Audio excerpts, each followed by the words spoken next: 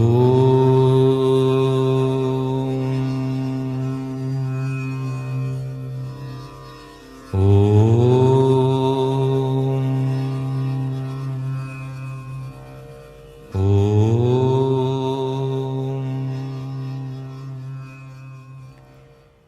loving Sairam to all brothers and sisters viewing Easwaramma Puraskara Samarambha 2022. Easwaramma Puraskara Samarambhakke ತಮ್ಮೆಲ್ಲರಿಗೂ ಹೃತ್ಪೂರ್ವಕ ಸ್ವಾಗತ. In the year 2010, our beloved Bhagwan blessed Easwaramma Puraskara Samarambha at Prashanti Nilayam. We will begin this year's celebrations with glimpses of those blessed moments we had in the divine presence of Swami. Jai Sairam.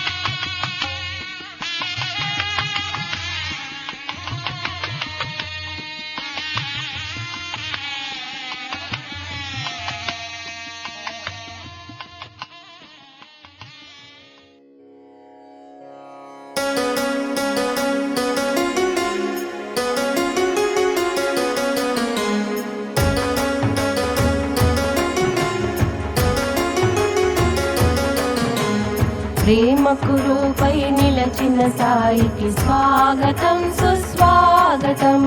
ప్రేమకు రూపై నిలచిన సాయికి స్వాగతం సుస్వాగతం. జగములనేలే సద్గురు సాయికి స్వాగతం సుస్వాగతం. ప్రకృతి పృథివీ పులకించ మమతా సమతలు వెలుగొండ మా ప్రేమకు రూపై నిలచిన సాయికి స్వాగతం సుస్వాగతం. ఓం శ్రీ సాయిరామ్. వాగర్థావివ సంపృక్తౌ వాగర్థ ప్రతిపత్తయే జగతః పితరౌ వందే Parvati ಪರಮೇಶ್ವರೌ.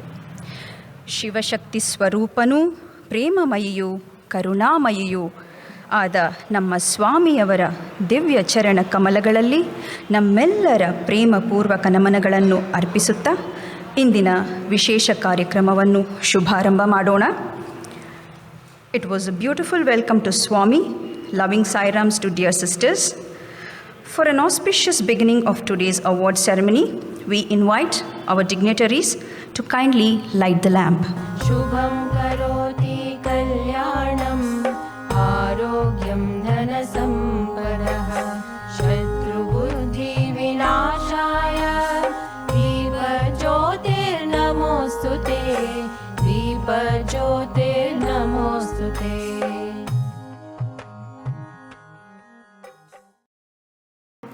Presence of such distinguished guests, all brothers and sisters on this occasion, is such a joyous moment for all of us. I now invite Srimati Nirmala Murthy, convener of Easwaramma Puraskara Committee, to welcome this beautiful gathering.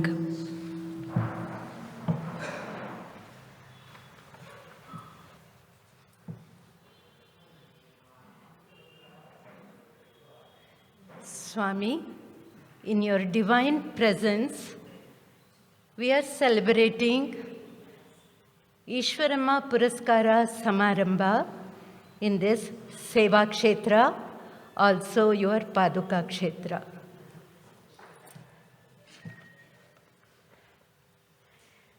We, the ladies of the Mahila Vibhag of the Sri Sathya Sai Seva organizations, we wish to offer our humble, loving pranams at the divine lotus feet of Bhagwan Sri Sathya Sai Baba. This year, Mother Easwaramma Puraskara Samarambha is being celebrated in the holy precincts of Sai Geetanjali Seva Kshetra in JP Nagar. We pray for Bhagwan's divine grace and blessings, and the blessings of our Divine Mother, Easwaramma too, for all those present here and for the success of this function. On behalf of the Mahila Vibhag, please allow me to extend a hearty welcome to Dr. Anjali Rao, our chief guest, Dr. Mamata Gowda, special invitee. She will be joining us very soon. Our chief guest, our special guest, Sri Venkataramana Gosai, State President, Dr. Ashwath, convener of this Seva Kshetra, and the focus of the Samarambha. The focus of the Samarambha, Srimati Nalini Sekhar from Hasiru Dala. I should not forget to welcome all other honored guests who have found time to be with us today. Without the tireless work put in by the Mahila Vibhag members, we would not have got off the ground, and so to all of them, a special welcome. Clap, clap. The Mahila Vibhag members in the districts too have done exceptional work, rightly backed by the state presidents and the district presidents. and they too deserve our gratitude.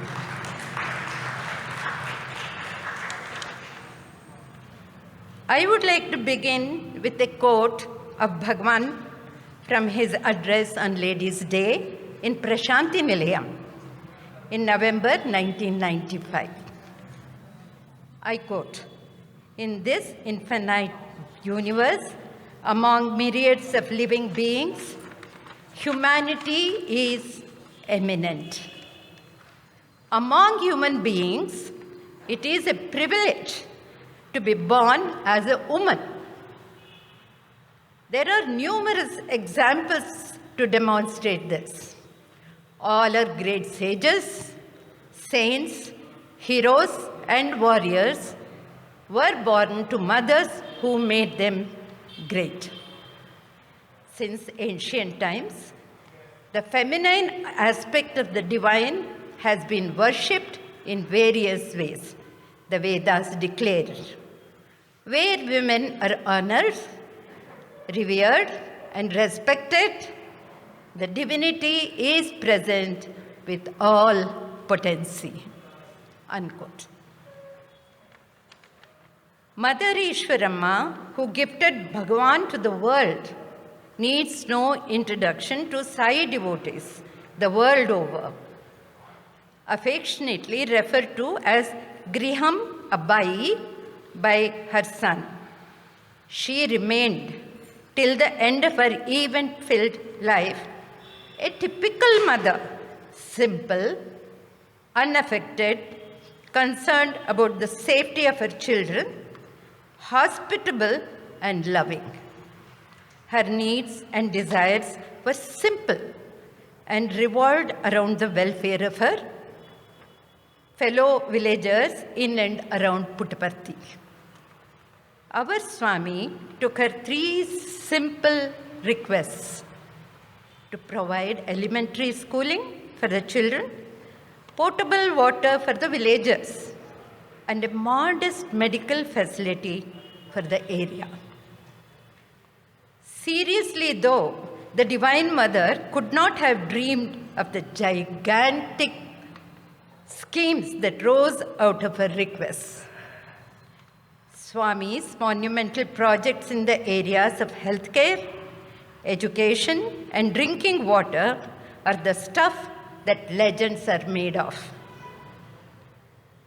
Let us, however, remember that the seeds for these projects were planted by Mother Easwaramma. In order to celebrate and perpetuate the spirit of community service exemplified by Mother Easwaramma, the idea of Easwaramma Puraskara took root. When this request was placed before Bhagwan in 210, he graciously conveyed his consent and blessings and advised that this should be an annual event. The first 3 Mahilas who received this award were Srimati Jayalakshmi Gopinath, Dr. Savitri, and Srimati Nagamma Keshavamurthy. The first 2 received this in Prashanti Nilayam and the third in Sai Darshan Community Hall in Bengaluru. And thus, we have come to the Samarambha this year. The 3 awardees who will be introduced to you shortly and will be honored for their work spanning several decades personify the quality of selfless service without expectation of reward that Swami has always stressed. The 3 are Srimati Nalini Sekhar, Srimati Shanti Nayak from Hannavara, Karwa district, and Dr. Vaishali Kittur from Belagavi. Srimati Nayak and Dr. Kittur will be felicitated in their own locations. I look upon all of them as empowered women, and I am certain that they in turn will inspire others to take up and continue the demanding tasks that these Mahilas felt motivated to take up. It is the privilege of the State Mahila Vibhag to host the function today with the open-handed cooperation of Sai Gitanjali Seva Kshetra. In a parallel program based on a decision taken by us, 3 Padma Shree awardees from Karnataka who received their awards this year are also being honored. These outstanding Mahilas are being felicitated in their own districts on our request. It is necessary for me to stress that we shall also look forward to the help of the state presidents and the district presidents in our activities in the coming months and years. I request Dr. Anjali Rao to kindly conduct the proceedings. Sairam to all of you.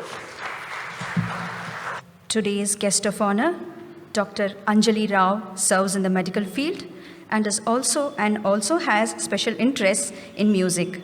I now invite Srimati Geeta Yadalam, member of Easwaramma Puraskar Committee, to introduce Dr. Anjali Rao to the gathering. Sairam brothers and sisters, at the outset, I offer my pranams at the lotus feet of our beloved Bhagwan Shri Sathya Sai Baba Varu. It is my proud privilege to introduce our 2 esteemed guests, Dr. Anjali Rao and Dr. Mamta Gowda. I would first like to introduce our guest of honor, Dr. Anjali Rao. Dr. Anjali Rao is a senior health administrator in the government of Karnataka and has served in CGHS for over 37 years and as the additional director from 2015 to 2018. CGHS caters to the health needs of over 1 lakh civil service employees in Karnataka. Dr. Rao has been a national standing committee member of IMA D4D, an organization dedicated to the emotional well-being and welfare of doctors and medical students. She is also a member of the managing committee of the Indian Cancer Society Karnataka chapter.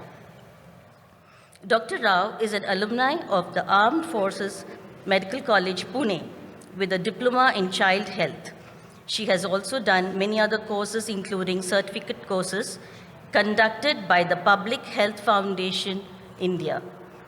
Her varied interests include a passion for Indian classical music. She is currently a student of Drupad. She is also a performing singer and member of the Bengaluru-based ensemble Sunad, which is an eclectic group of classical musicians who work towards demystifying Hindustani classical music. She has been a part of the Sunad shows on the Upanishads through Drupad music, dance, yoga, and theatre. We are indeed privileged to have you with us, madam. Thank you.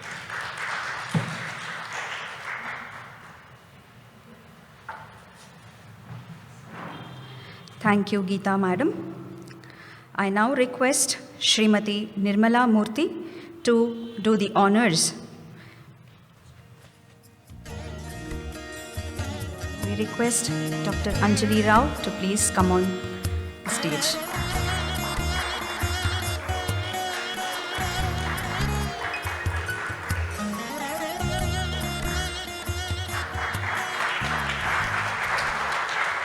We now have with us Srimati Mamata, Mission Director, Sakala, Government of Karnataka. I now request Srimati Geeta Yadalam, member of Easwaramma Puraskara Samarambha, to kindly introduce our special guest to the gathering. Sairam and welcome, ma'am. I would like to introduce our special guest today, Dr. Mamata Ramchandra Gowda. Dr. Mamta Ramchandra Gowda is a distinguished IAS officer in the government of Karnataka and has ably served in various capacities at all levels of the government for over 28 years, from the city corporation to the chief minister's office. She is presently the mission director of Sakala and also the joint director of Administrative Training Institute, Mysore. As you may be aware, Sakala is a project that ensures time-bound delivery of government services to the public. She has a track record of committed diligence and effectiveness when it comes to implementing e-governance initiatives. From 1999 to 2007, she has served as the media advisor to the then Chief Ministers, Shri S.M. Krishna, Shri Dharam Singh, and also Shri H.D. Kumaraswamy. As Chief Executive Officer of Tumkur, she strived hard to make the district open defecation free and worked towards creating livelihood for women.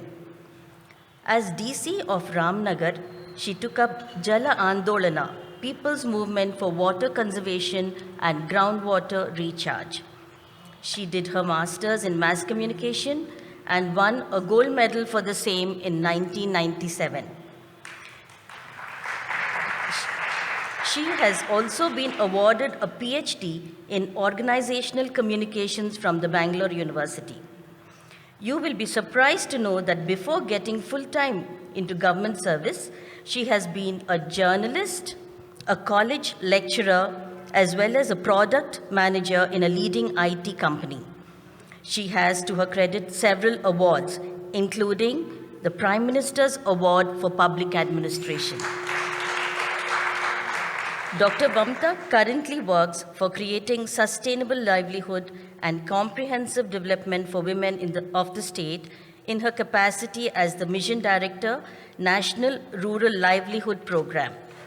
She is a multifaceted personality and her interests include painting, all kinds of crafts, creative writing, web designing, technical writing, and multimedia.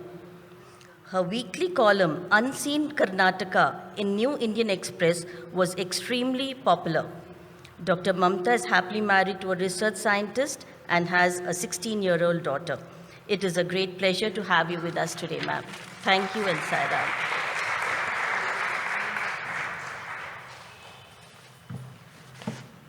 Thank you, Geeta Madam. To honor our special guest, Srimati Mamata Gowda, I now invite Srimati Nirmala Murthy, convener of Easwaramma Puraskara Samarambha.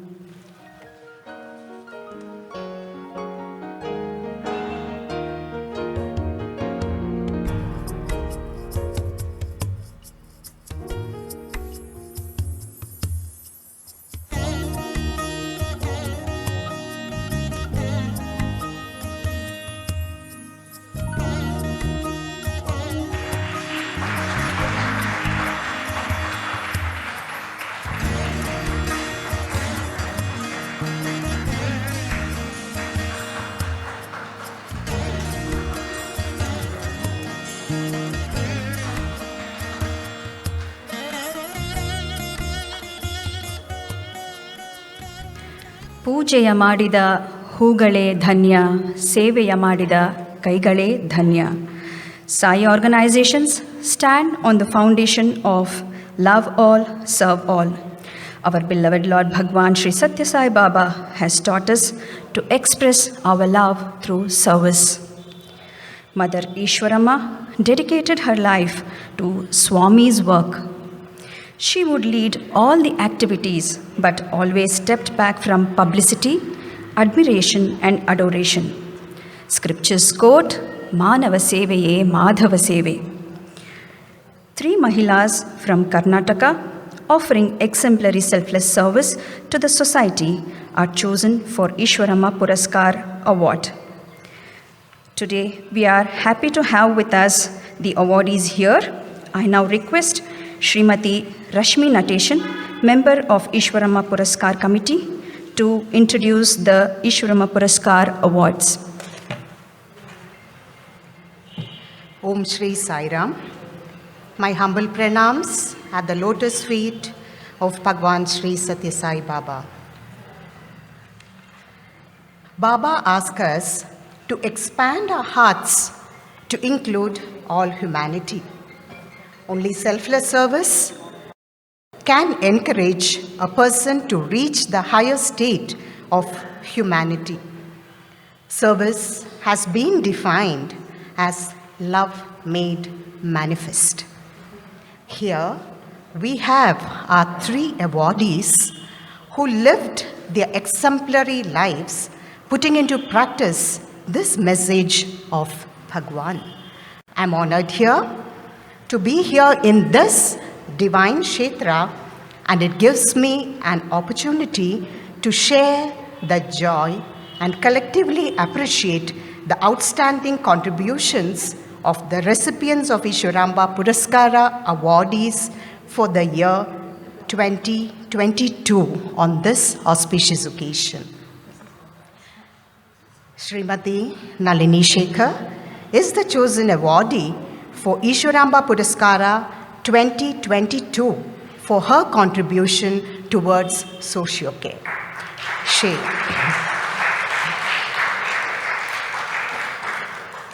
She is the co-founder and executive director of Hasirudala.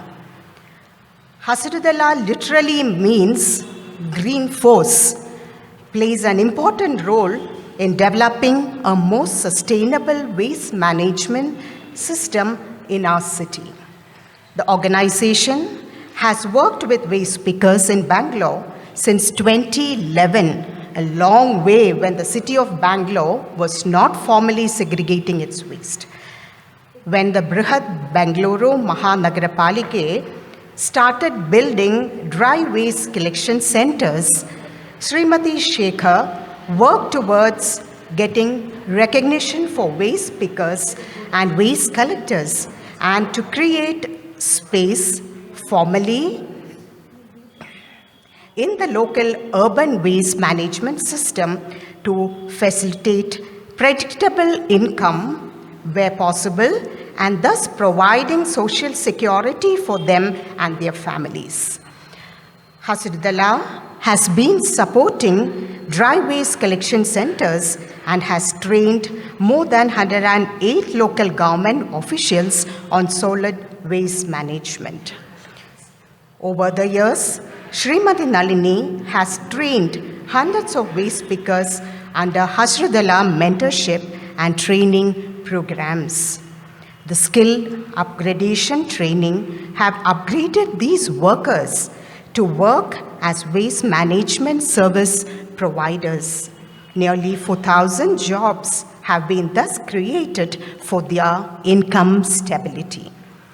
The 2-in-1 bag method and later adding a separate sanitary waste collection was experimented in 1,000 households by Hasirudala, and today it is the rule of the city.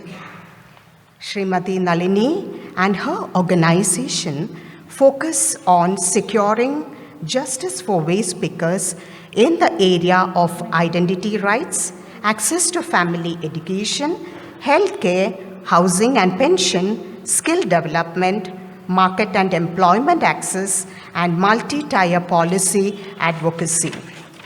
Her strategies aimed at the welfare are successful with measures like institutionalizing livelihood opportunities through formation of social enterprise Hasirudala Innovations, providing occupational identity cards where almost 10,000 waste pickers gained access to social security, conducting medical camps, extending nutrition security measures, health and hygiene workshops, providing financial literacy and financial inclusion training, organizing meetings, and also organizing Hasiru Haba, an annual day program for them.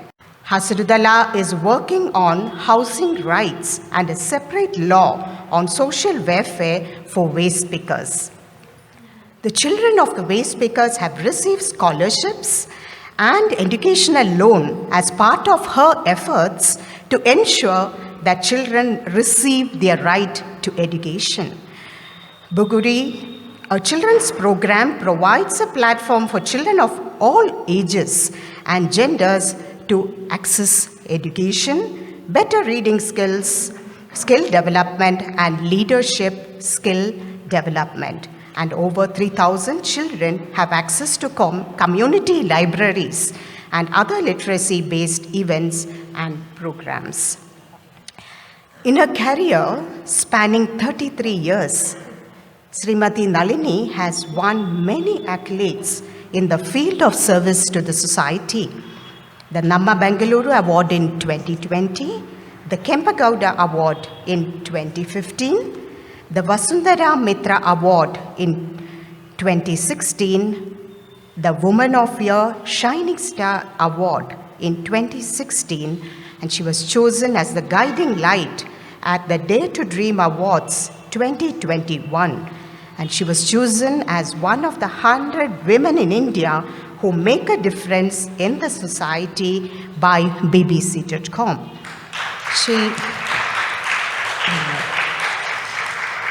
She has honored and has won many international recognitions also on her work. Srimati Sekhar explains her vision for the future. It involves an inclusive society for waste pickers and other informal waste workers, free of discrimination based on their age, class, caste, religion, occupation, and gender. Let me reflect on Baba saying here, there's only one religion, the religion of love. There's only one language, language of the heart. And there's only one caste, the caste of humanity, and there's only one God, He is omnipresent. May the mission of this organization, Invisibility to Identity, achieve great heights in the years to come. Let's put our hands together to congratulate Srimati Nalini Sekhar on receiving this Puraskara Award. May I invite Dr. Anjali Rao, our guest of honor, and Srimati Nirmala Murthy, convener Easwaramma Puraskara Samarambha, and the committee members to honor Srimati Nalini Sekhar. Jai Sir.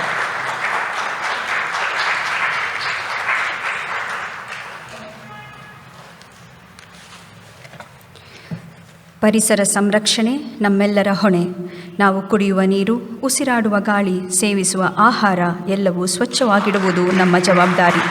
ಬೆಂಗಳೂರಿನಂತಹ ಮಹಾನಗರದಲ್ಲಿ ಹೆಚ್ಚುತ್ತಿರುವ ಜನಸಂಖ್ಯೆಯೊಂದಿಗೆ ತ್ಯಾಜ್ಯ ನಿರ್ವಹಣೆಯೂ ಬಹುದೊಡ್ಡ ಸವಾಲಾಗಿದೆ. ಇಂಥದೊಂದು ಗಂಭೀರ ಸಮಸ್ಯೆಗೆ ಪರಿಹಾರ ಹುಡುಕುವಲ್ಲಿ ಶ್ರಮಿಸಿರುವ ಶ್ರೀಮತಿ ನಳಿನಿ ಶೇಖರ್ ರವರಿಗೆ ಸೋಶಿಯೋಕೇರ್ ವಿಭಾಗದಲ್ಲಿ ಈ ವರ್ಷದ ಈಶ್ವರಮ್ಮ ಪುರಸ್ಕಾರ ಪ್ರಶಸ್ತಿ ನೀಡಿ ಗೌರವಿಸಲಾಗುತ್ತಿದೆ. ಶ್ರೀಮತಿ ನಳಿನಿ ಶೇಖರ್ ರವರು ಹಸಿರು ದಳದ ಸಹ ಸಂಸ್ಥಾಪಕರು ಹಾಗೂ ಕಾರ್ಯನಿರ್ವಾಹಕ ನಿರ್ದೇಶಕರಾಗಿದ್ದಾರೆ. ಹಸಿರು ದಳ ಅಕ್ಷರಶಃ ಹಸಿರು ಶಕ್ತಿಯೇ ಹೌದು. ಈ ಸಂಸ್ಥೆಯು ಸುಸ್ಥಿರ ತ್ಯಾಜ್ಯ ನಿರ್ವಹಣಾ ವ್ಯವಸ್ಥೆಯನ್ನು ಜಾರಿಗೆ ತರುವ ಮೂಲಕ ಬೆಂಗಳೂರಿನ ಜನತೆಗೆ ದೊಡ್ಡ ಕೊಡುಗೆಯನ್ನೇ ನೀಡಿದೆ. 2-in-1 ಬಿನ್ ವಿಧಾನವನ್ನು ಪರಿಚಯಿಸಿ ನೈರ್ಮಲ್ಯ ತ್ಯಾಜ್ಯವನ್ನು ಪ್ರತ್ಯೇಕಿಸುವ ಹೊಸ ನಿಯಮವನ್ನು ಅಳವಡಿಸಲಾಯಿತು. ಬೆಂಗಳೂರು ಮಹಾನಗರ ಪಾಲಿಕೆಯು ತ್ಯಾಜ್ಯ ಸಂಸ್ಕರಣಾ ಘಟಕಗಳನ್ನು ಸ್ಥಾಪಿಸಲು ಆರಂಭಿಸಿದಾಗ ಹಸಿರು ದಳ ಸಂಸ್ಥೆಯು ಕಾರ್ಮಿಕರಿಗೆ ತರಬೇತಿ ನೀಡಿ ಇಂತಹ ಘಟಕಗಳ ಕಾರ್ಯನಿರ್ವಹಿಸುವ ಕೌಶಲವನ್ನು ಅವರಿಗೆ ನೀಡಿದೆ. ಈ ಸಂಸ್ಥೆಯು 45 ತ್ಯಾಜ್ಯ ಸಂಸ್ಕರಣಾ ಘಟಕಗಳಿಗೆ ಬೆಂಬಲ ನೀಡುತ್ತಾ ಬಂದಿದೆ. ಅಷ್ಟೇ ಅಲ್ಲದೆ ಶ್ರೀಮತಿ ನಳಿನಿ ಹಾಗೂ ಅವರ ಸಂಸ್ಥೆಯು ತ್ಯಾಜ್ಯ ಸಂಗ್ರಹಿಸುವ ಕಾರ್ಮಿಕರ ಹಕ್ಕುಗಳಿಗಾಗಿ, ಅವರ ಯೋಗಕ್ಷೇಮಕ್ಕಾಗಿ ದುಡಿಯುತ್ತಾ ಬಂದಿದೆ. ಇಂತಹ ಕಾರ್ಮಿಕರ ಸ್ಥಿರ ಆದಾಯದ ಬಗ್ಗೆಯೂ ಕಾಳಜಿ ವಹಿಸುತ್ತಿದೆ. ಇವರು ರೂಪಿಸಿರುವ ಕಾರ್ಯತಂತ್ರಗಳು ಹಾಗೂ ಒದಗಿಸುವ ನಿರಂತರ ತರಬೇತಿ ಕಾರ್ಮಿಕರನ್ನು ತ್ಯಾಜ್ಯ ನಿರ್ವಹಣಾ ಸೇವಾ ಒದಗಿಸುವವರನ್ನಾಗಿ ಬಡ್ತಿ ಪಡೆಯುತ್ತಿದ್ದಾರೆ ಕಾರ್ಮಿಕರು. ಇದರ ಅಡಿಯಲ್ಲಿ 4,000ಕ್ಕೂ ಹೆಚ್ಚು ಉದ್ಯೋಗಗಳು ಸೃಷ್ಟಿಗೊಂಡು ಕಾರ್ಮಿಕರ ಸ್ಥಿರ ಆದಾಯಕ್ಕೆ ಸಹಾಯವಾಗುತ್ತಿದೆ.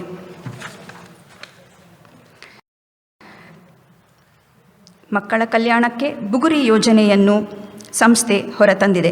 ಈ ಕಾರ್ಯಕ್ರಮದ ಅಡಿಯಲ್ಲಿ ಲಿಂಗಭೇದವಿಲ್ಲದೆ ಎಲ್ಲರಿಗೂ ಶಿಕ್ಷಣ, ಗ್ರಂಥಾಲಯದ ಸೌಲಭ್ಯ, ವಿವಿಧ ತರಬೇತಿಗಳನ್ನು ಮಕ್ಕಳಿಗೆ ನೀಡಲಾಗುತ್ತಿದೆ.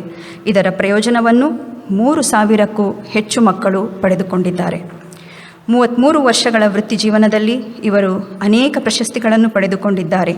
2015ರಲ್ಲಿ ಕೆಂಪೇಗೌಡ ಪ್ರಶಸ್ತಿ, 2016ರಲ್ಲಿ ವಸುಂಧರಾ ಮಿತ್ರ ಪ್ರಶಸ್ತಿ ಹಾಗೂ women of the year shining star by CKC group, 2020ರಲ್ಲಿ ನಮ್ಮ ಬೆಂಗಳೂರು ಪ್ರಶಸ್ತಿ, ಇನ್ನು ಹಲವಾರು ಪ್ರಶಸ್ತಿಗಳನ್ನು ಪಡೆದುಕೊಂಡಿದ್ದಾರೆ. ಜನಸೇವೆಯೇ ಜನಾರ್ದನ ಸೇವೆ. ಇಷ್ಟು ಜನರ ಜೀವನದಲ್ಲಿ ಬೆಳಕು ಮೂಡಿಸುವ ಕಾರ್ಯ ನಿಜಕ್ಕೂ ಅದ್ಭುತ ಸಾಧನೆ. May I now request Srimati Nalini Sekhar to enlighten us with a few words. ಎಲ್ಲರಿಗೂ ನಮಸ್ಕಾರ.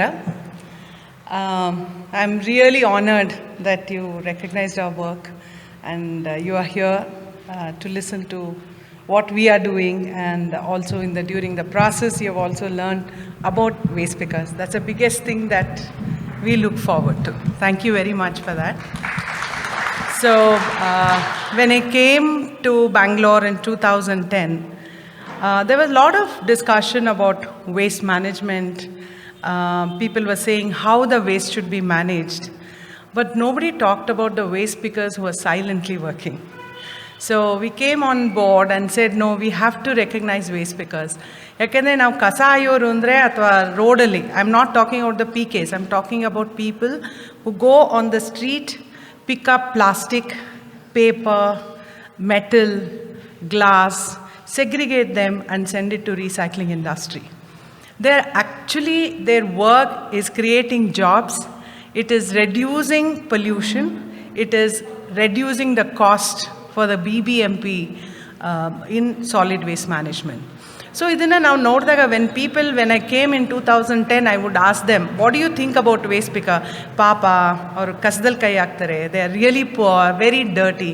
But we saw entrepreneurial in nature of the people, because they knew exactly where to get bottles so that they can make money for their children's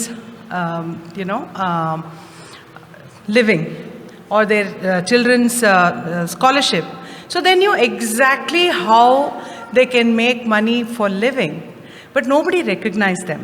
So in 2011, we requested BBMP and also worked with the Lok Adalat, where the identity cards were given for the first time in India with the logo of the city and signature of the commissioner in Bangalore. And so many of the waste pickers who are harassed on the street immediately stopped that. They got the occupation ID card. That happened in 2011. We couldn't stop there, because we cannot just work with the waste pickers in our city. Every waste picker in the country should have the similar facility. So we worked with the central government. In 2016, it became a law where every government body has to give them occupational ID card and create jobs within the system. And today I'm very proud to say we in Bangalore alone have created about 67 entrepreneurs, all of them together giving 503 jobs. Kumuda is here, right in your area. Kumuda actually is an entrepreneur, and she has created 20 jobs. 18 of them are women. So women came forward to learn. There are men waste pickers also, and because of their skill and ability and knowledge, BBMP has partnered with them. The city has given the collection of dry waste today to waste picker and SHG group, which has not happened in any mega city. So we are very proud, and we also want to acknowledge the kind of support we have got from BBMP, kind of support we have got from the government of Karnataka on the issue of waste pickers. And Hasrudala is now working in 24 different cities. We work with 26,400 plus families today. And many of our children are in school. 2010 when we came, children were not in school. Today they are. We have 2 IAS aspirants. We are training them to become IAS officers. And there are many children who have done their graduation and masters now, and we try to get them an environment where they can study and move forward.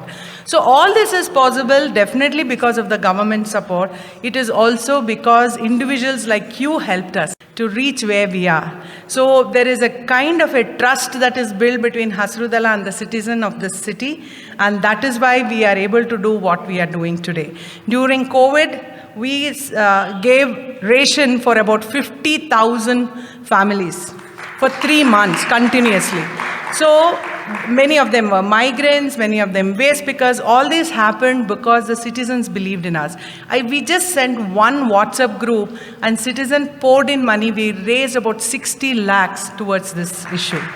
We also worked with during the pandemic, we also ran isolation center in St. Joseph's College. And I know at least 30 lives we saved. We couldn't do more. But whatever we have done is because all of us have joined hands together. Citizens believed in us. Citizens said, yes, segregation is the only way to go. And before the law came, we were already segregating in about 2,000 households. In 1993, I did this experiment where there was no law. We did segregation of waste in Pune in 20,000 citizens' homes. So this is where we are today, what we are receiving award today, all belongs to the waste pickers that I work with. And again, thank you very much for all the support and love you have shown today. Thank you. Every journey needs a first step. The first step of a journey is always the longest. We deeply admire your hard work, Madam. Thank you so much for the wonderful words. I now invite Srimati Rashmi Nateshan to introduce our next awardee in the category of Educare. Sairam. Srimati Shanti Nayak is the chosen awardee for the Easwaramma Puraskara 2022 in the field of Educare. Srimati Shanti Nayak holds a doctorate degree. She's a teacher, a folklore conservationist, a publisher, a researcher, founder of Folk Study Center, a person who dons many roles. He hails from Honavara, Uttara Kannada district. Shanti Nayak, I read, was always interested in folk songs and stories from her childhood. At college, she was once assigned to document Yakshagana. This was the beginning of her folklore documentation. After she got married to Dr. N.R. Nayak, she came to Honavara and worked as a teacher at the government school. Most of her students were tribals, and she learnt about their culture. As she puts it, on one hand, I was teaching them, on the other, they were my gurus. Along with her husband, she authored over 80 books in Kannada on the topics of folklore, art, songs, dance, rituals, ceremonies, festivals, gods, healing plants, etc. They have established Janpada publication that has brought about almost 100 titles on folklore. Shanti Nayak gave up her job and started her journey to becoming a full-time folklore conservationist, safeguarding the rich culture of indigenous communities of Uttara Kannada. The couple's research on folklore and heritage for the last 50 years has database which is a treasure trove of knowledge and understanding. The Buddha folklore, founded by them, is a focal point for study and research of folk heritage. They have established Buddha Folklore Museum at Honavara, through which they have worked extensively to promote the other tribal artists. Shanti Nayak has also worked towards educating tribal women. She taught them banking, finance and help them to open a bank and start a cooperative society. She feels that solutions to our environmental problems lie hidden in folklore. She believes that folk tales tell us how to live in harmony with our environment. They also tell us about spiritual values of life. Besides her interest in education and art, she is interested in conserving primitive culture, lifestyles, traditional recipes, and herbs. Srimati Nayak has rediscovered nearly 150 tribal recipes with buttermilk as the base, which uses a variety of herbs, plants, and flowers. They organize a variety of festivals, including the food festivals, taking in guests to teach them the forgotten tribal ways of making food and crafts. Shanti Nayak is the recipient of Atimabe Award and Rajotsava Prashasti Award in 2009 and 2013, with other numerous awards for their lifetime work on folklore. Shanti Nayak is a well-deserved candidate to receive the prestigious Easwaramma Puraskara Award for her contribution in preserving culture and heritage by educating people with her knowledge with sincere devotion and determination. We wish Srimati Shanti Nayak all success in her endeavor in enlightening the generations to come with her wisdom.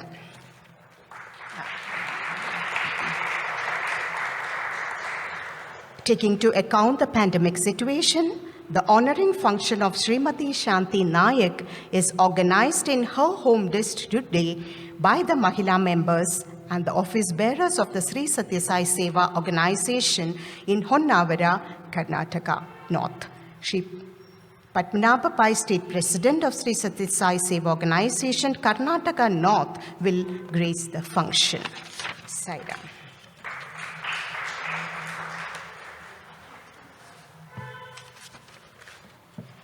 Shrimati Shanti Nayak ರವರನ್ನು 2022 ಸಾಲಿನ ಈಶ್ವರಮ್ಮ ಪುರಸ್ಕಾರಕ್ಕೆ ಶಿಕ್ಷಣ ವಿಭಾಗದಲ್ಲಿ ಗೌರವಿಸಲಾಗುತ್ತಿದೆ. ಇವರು doctorate ಪದವೀಧರರು. ಇವರು ಶಿಕ್ಷಕಿ, ಜಾನಪದ ಅಧ್ಯಯನ ಕೇಂದ್ರದ ಸಂಸ್ಥಾಪಕರು ಹಾಗೂ ಜಾನಪದ ಸಂರಕ್ಷಣಾಕಾರರು, ಪ್ರಕಾಶಕರು ಮತ್ತು ಸಂಶೋಧಕರು. ಶ್ರೀಮತಿ ಶಾಂತಿ ನಾಯಕ್ ರವರು ಉತ್ತರ ಕರ್ನಾಟಕ ಜಿಲ್ಲೆಯ ಹೊನ್ನಾವರದವರು. ಬಾಲ್ಯದಿಂದಲೇ ಜಾನಪದ ಹಾಡುಗಳು ಮತ್ತು ಕತೆಗಳಲ್ಲಿ ಆಸಕ್ತಿ ಹೊಂದಿದ್ದರು. ಇವರು ಡಾಕ್ಟರ್ ಎನ್.ಆರ್. ನಾಯಕ್ ರವರನ್ನು ಮದುವೆಯಾದ ನಂತರ ಹೊನ್ನಾವರದ ಸರ್ಕಾರಿ ಶಾಲೆಯಲ್ಲಿ ಶಿಕ್ಷಕಿಯಾಗಿ ಕೆಲಸ ಮಾಡುತ್ತಿದ್ದರು. ಅವರ ಅನೇಕ ವಿದ್ಯಾರ್ಥಿಗಳು ಬುಡಕಟ್ಟು ಜನಾಂಗದವರಾಗಿದ್ದರು. ಅವರೇ ಹೇಳುವಂತೆ ತಮ್ಮ ವಿದ್ಯಾರ್ಥಿಗಳಿಂದ ಅವರು ಅವರ ಸಂಸ್ಕೃತಿ ಬಗ್ಗೆ ತಿಳಿದುಕೊಂಡರಂತೆ. ಇವರು ತಮ್ಮ ಪತಿಯೊಂದಿಗೆ ಜಾನಪದ ಕಲೆ, ಹಾಡುಗಳು, ನೃತ್ಯ, ಆಚರಣೆಗಳು, ಹಬ್ಬಗಳು, ದೇವರುಗಳು, ಔಷಧೀಯ ಸಸ್ಯಗಳು, ವೇಷಭೂಷಣಗಳು ಇತ್ಯಾದಿ ಕುರಿತಾದ ವಿಷಯಗಳ ಬಗ್ಗೆ ಕನ್ನಡದಲ್ಲಿ 80ಕ್ಕೂ ಹೆಚ್ಚು ಪುಸ್ತಕಗಳನ್ನು ಬರೆದಿದ್ದಾರೆ. ಜಾನಪದ ಆಟಗಳು ಸಮಾಜದಲ್ಲಿ ವೇಗವಾಗಿ ಕಡಿಮೆಯಾಗುತ್ತಿರುವುದನ್ನು ಮನಗಂಡು ಅಂತಹ 120 ಆಟಗಳನ್ನು ತಮ್ಮ ಪುಸ್ತಕದಲ್ಲಿ ದಾಖಲಿಸಿದ್ದಾರೆ. ಕಳೆದ 50 ವರ್ಷಗಳಲ್ಲಿ ದಂಪತಿಗಳು ಜಾನಪದ ಸಂಸ್ಕೃತಿ ಮತ್ತು ಪರಂಪರೆಯ ಕುರಿತು ಮಾಡಿರುವ ಸಂಶೋಧನೆಯನ್ನು ಸಂಸ್ಕರಿಸಿ ಇಡಲಾಗಿದೆ. ನಿಜಕ್ಕೂ ಇದು ಜ್ಞಾನದ ಭಂಡಾರವೇ ಆಗಿದೆ. ಶ್ರೀಮತಿ ಶಾಂತಿ ನಾಯಕ್ ರವರು ಸುಮಾರು 100 ಜಾನಪದದ ಶೀರ್ಷಿಕೆಗಳನ್ನು ತಮ್ಮ ಪ್ರಕಾಶನದಲ್ಲಿ ಹೊರತಂದಿದ್ದಾರೆ. ಬುಡಕಟ್ಟು ಮಹಿಳೆಯರಿಗೆ ಶಿಕ್ಷಣ ನೀಡುವ ನಿಟ್ಟಿನಲ್ಲಿ ಬಹಳಷ್ಟು ಶ್ರಮಿಸಿದ್ದಾರೆ. ಪ್ರಕೃತಿ ನಮ್ಮ ತಾಯಿ. ನಮ್ಮ ಪರಿಸರದೊಂದಿಗೆ ಹೇಗೆ ಸಾಮರಸ್ಯದಿಂದಿರಬೇಕು ಎಂಬುದನ್ನು ಜಾನಪದ ಕಥೆಗಳು ಹೇಳುತ್ತವೆ ಎಂದು ಅವರು ನಂಬಿದ್ದಾರೆ. ಅನೇಕ ಕ್ಷೇತ್ರಗಳಲ್ಲಿ ಆಸಕ್ತಿ ಹೊಂದಿರುವ ಇವರು ವಿವಿಧ ಕರಕುಶಲ ಮತ್ತು ಆಹಾರ ಉತ್ಸವಗಳನ್ನು ಆಯೋಜಿಸಿ ಮರೆತು ಹೋಗುತ್ತಿರುವ ಬುಡಕಟ್ಟು ಸಂಸ್ಕೃತಿಗೆ ಜೀವ ತುಂಬುತ್ತಿದ್ದಾರೆ. ಕರ್ನಾಟಕ ಸರ್ಕಾರ ಇವರಿಗೆ ಅತ್ತಿಮಬ್ಬೆ ಪ್ರಶಸ್ತಿ ನೀಡಿ ಗೌರವಿಸಿದೆ. Doctor N R. ನಾಯಕ್ ಮತ್ತು ಶಾಂತಿ ನಾಯಕ್ ರವರು 2009 ಹಾಗೂ 2013 ಸಾಲಿನ ಕರ್ನಾಟಕದ ಪ್ರತಿಷ್ಠಿತ ರಾಜ್ಯೋತ್ಸವ ಪ್ರಶಸ್ತಿ ಪಡೆದುಕೊಂಡಿದ್ದಾರೆ. ಅಷ್ಟೇ ಅಲ್ಲದೆ ಜೀವಿತಾವಧಿಯ ಕೆಲಸಕ್ಕಾಗಿ ಹಲವಾರು ಪ್ರಶಸ್ತಿಗಳನ್ನು ಪಡೆದುಕೊಂಡಿದ್ದಾರೆ. ತಮ್ಮ ಅಗಾಧ ಜ್ಞಾನದಿಂದ, ದೃಢ ಸಂಕಲ್ಪದಿಂದ ಸಂಸ್ಕೃತಿ ಹಾಗೂ ಪರಂಪರೆಯ ಉಳಿವಿಗೆ ನಿರಂತರ ಶ್ರಮಿಸುತ್ತಿರುವ ಶ್ರೀಮತಿ ಶಾಂತಿ ನಾಯಕ್ರವರಿಗೆ ಶಿಕ್ಷಣ ವಿಭಾಗದಲ್ಲಿ ಈಶ್ವರಮ್ಮ ಪುರಸ್ಕಾರ ನೀಡಿ ಗೌರವಿಸಲಾಗುತ್ತಿದೆ. ಮಹಾ ಮಾನವತಾವಾದಿ ಸಾಯಿಬಾಬರವರೇ, ಮಾಧವ ಸ್ವರೂಪಿ ಸಾಯಿಬಾಬರವರೇ, ಸೇವೆಯನ್ನೇ ದೇವರೆಂದು ತಿಳಿದಂತಹ ಎಲ್ಲ ಅವರ ಭಕ್ತರೇ ಹಾಗೂ ಇಂದಿನ ಈಶ್ವರಮ್ಮ ಪುರಸ್ಕಾರಕ್ಕೆ ತಯಾರಾಗಿ ಬಂದಿರುವ ಎಲ್ಲ ಪದಾಧಿಕಾರಿಗಳೇ ಹಾಗೂ ಅಂಥ ದೈವಿ ಸ್ವರೂಪಿಯಾದಂಥ ದೈವವೇ ಆದಂಥ ಸಾಯಿಬಾಬರನ್ನು ಹೆತ್ತ ತಾಯಿ ಈಶ್ವರಮ್ಮ ಅವರ ಹೆಸರಿನಲ್ಲಿ ನಡೆಸುತ್ತಿರುವ ಈ ಕಾರ್ಯಕ್ರಮಕ್ಕೆ ಈಶ್ವರಮ್ಮ ಅವರನ್ನು ಕೂಡ ನಾನು ಹೃದಯಾಂತರಾಳದಿಂದ ನೆನೆಯುತ್ತಾ ತಮ್ಮ ಈ ಸೇವೆಯನ್ನು ಸ್ಮರಿಸುತ್ತಿದ್ದೇನೆ. ವಲಯ ರಾಜ್ಯ ಮಟ್ಟದ ಕಾರ್ಯಕ್ರಮದಲ್ಲಿ ರಾಜ್ಯ ಮಟ್ಟದ ಪದಾಧಿಕಾರಿಗಳಾದಂಥ ಮಾನ್ಯ ಕಿಣಿ ದಂಪತಿಗಳೇ ದೂರದ ಮಂಗಳೂರಿನಿಂದ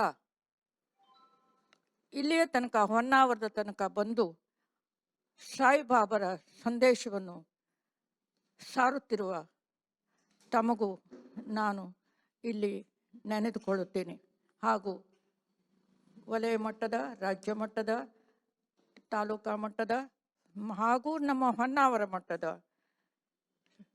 ಪದಾಧಿಕಾರಿಗಳನ್ನು ಇಲ್ಲಿ ವಿಶೇಷವಾಗಿ ನನ್ನ ಈಗ ಸುಮಾರು 10-12 ದಿನಗಳಿಂದ ನನ್ನ ಸಂಪರ್ಕದಲ್ಲಿರುವ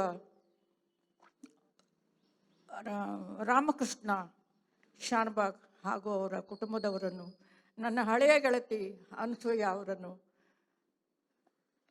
ಇಲ್ಲಿ ನೆನೆಯುತ್ತಾ ನನ್ನ ಒಂದೆರಡು ಮಾತುಗಳನ್ನು ಹೇಳಲಿಕ್ಕೆ ಬಯಸುತ್ತೇನೆ. ಇಲ್ಲಿ ಬಂದ ಎಲ್ಲರಿಗೂ ಸಾಯಿಬಾಬರ ಸಾಧನೆಗಳೇನು ಎಂಬುದು ಗೊತ್ತಿದೆ. ಅದನ್ನು ಇಲ್ಲಿ ಹೇಳುವ ಅವಶ್ಯಕತೆಯೂ ಇಲ್ಲ ಎಂದು ನಾನು ತಿಳಿದುಕೊಂಡಿದ್ದೇನೆ.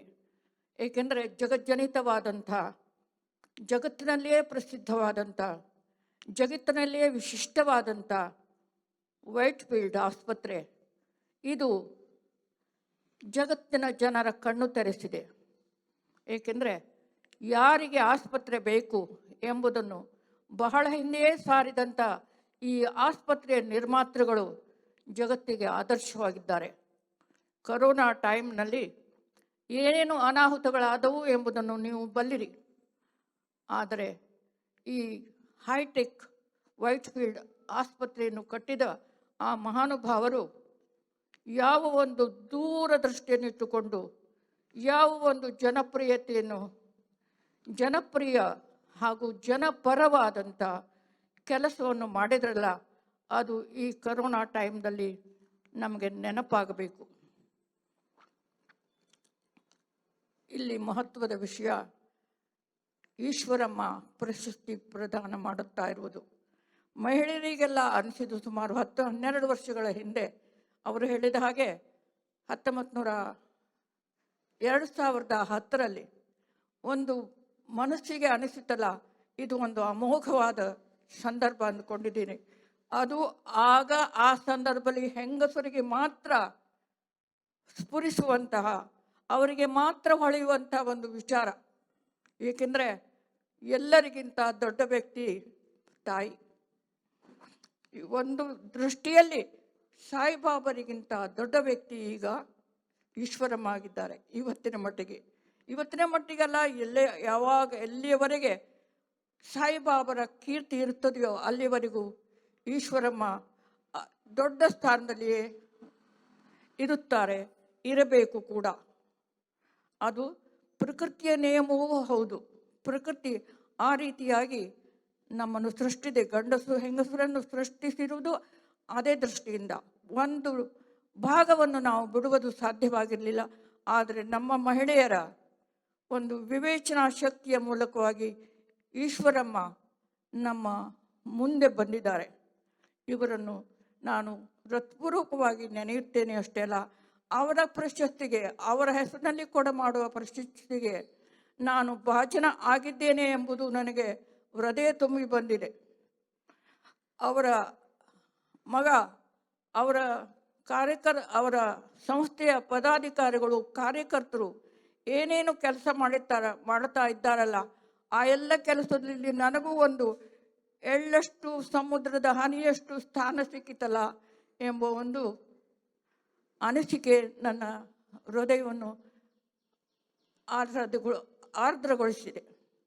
ಇದಕ್ಕೆ ಈ ಪ್ರಾಯೋಜಕರಾದಂಥ ಹಾಗೂ ಈ ಒಂದು ವ್ಯವಸ್ಥೆಯನ್ನು ಮಾಡಿದಂಥ ಎಲ್ಲ ಮಹಿಳೆಯರನ್ನು ಮೊದಲು ನಾನು ನೆನೆಯುತ್ತಾ, ಎಲ್ಲ ಪುರುಷರನ್ನು ನೆನೆಯುತ್ತಾ, ಸಾಯಿಬಾಬಾರನ್ನು ಇಲ್ಲಿ ನೆನೆಯುತ್ತಾ ಇದ್ದೇನೆ. Our next Puraskar awardee, Dr. Vaishali Subodh, kittur. She is the chosen awardee for Easwaramma Puraskara 2022 for Medicare. Dr. Vaishali hails from Belgaum. She is an Ayurvedic medical practitioner. She completed her bachelor's in Ayurvedic medicine from the Bhai Saheb Sawant Ayurvedic College, Samantwadi, and holds a diploma in Panchakarma treatment and in nutrition and health education. She started her career as a surgical assistant and later became consultant in various hospitals in Mumbai till 2014. The year 2014 was a turning point in her career when opportunities opened the doors of service in front of her. Quoting her words, "My journey towards Seva began." It was her father-in-law's ill health that took her to many hospitals where she observed and realized that a lot of poor villagers lacked support and knowledge on their medical problems, resulting in not making use of the medical facilities available to them. She felt it was her duty and responsibility to utilize her capacities, capabilities, and resources to serve the community and her country. She supported in her decision and service activities wholeheartedly by her family. In her conversation with her, she mentioned and has respect and admiration for her mother-in-law and her grandmother-in-law, who had taken interest in implementing social welfare projects for the villagers during their times. She reached out to the interior villages, provided primary education and healthcare with the support of various organizations. She started medical screening platforms for them, made them aware of the Arogya scheme, and guided them towards proper treatment. With the help of friends and donors, they gave them free medicine at their doorstep. She implemented the government scheme of barefoot nurses in the villages, where villagers could check their health parameters with minimum charges. This took care of the livelihood for the health navigators also. She supports treatments of cancer-detected patients, and they are operated in civil hospital under government schemes. With the support of ophthalmology technicians, she conducts eye screening camps and motivates the villagers to bring them to nearer city for free cataract operations. More than 5,000 surgeries are thus conducted so far, and more than 10,000 school kids are screened under the government health program, and 2,000 specs were distributed free of cost to the children, to the needy, with the help of the kind-hearted donors.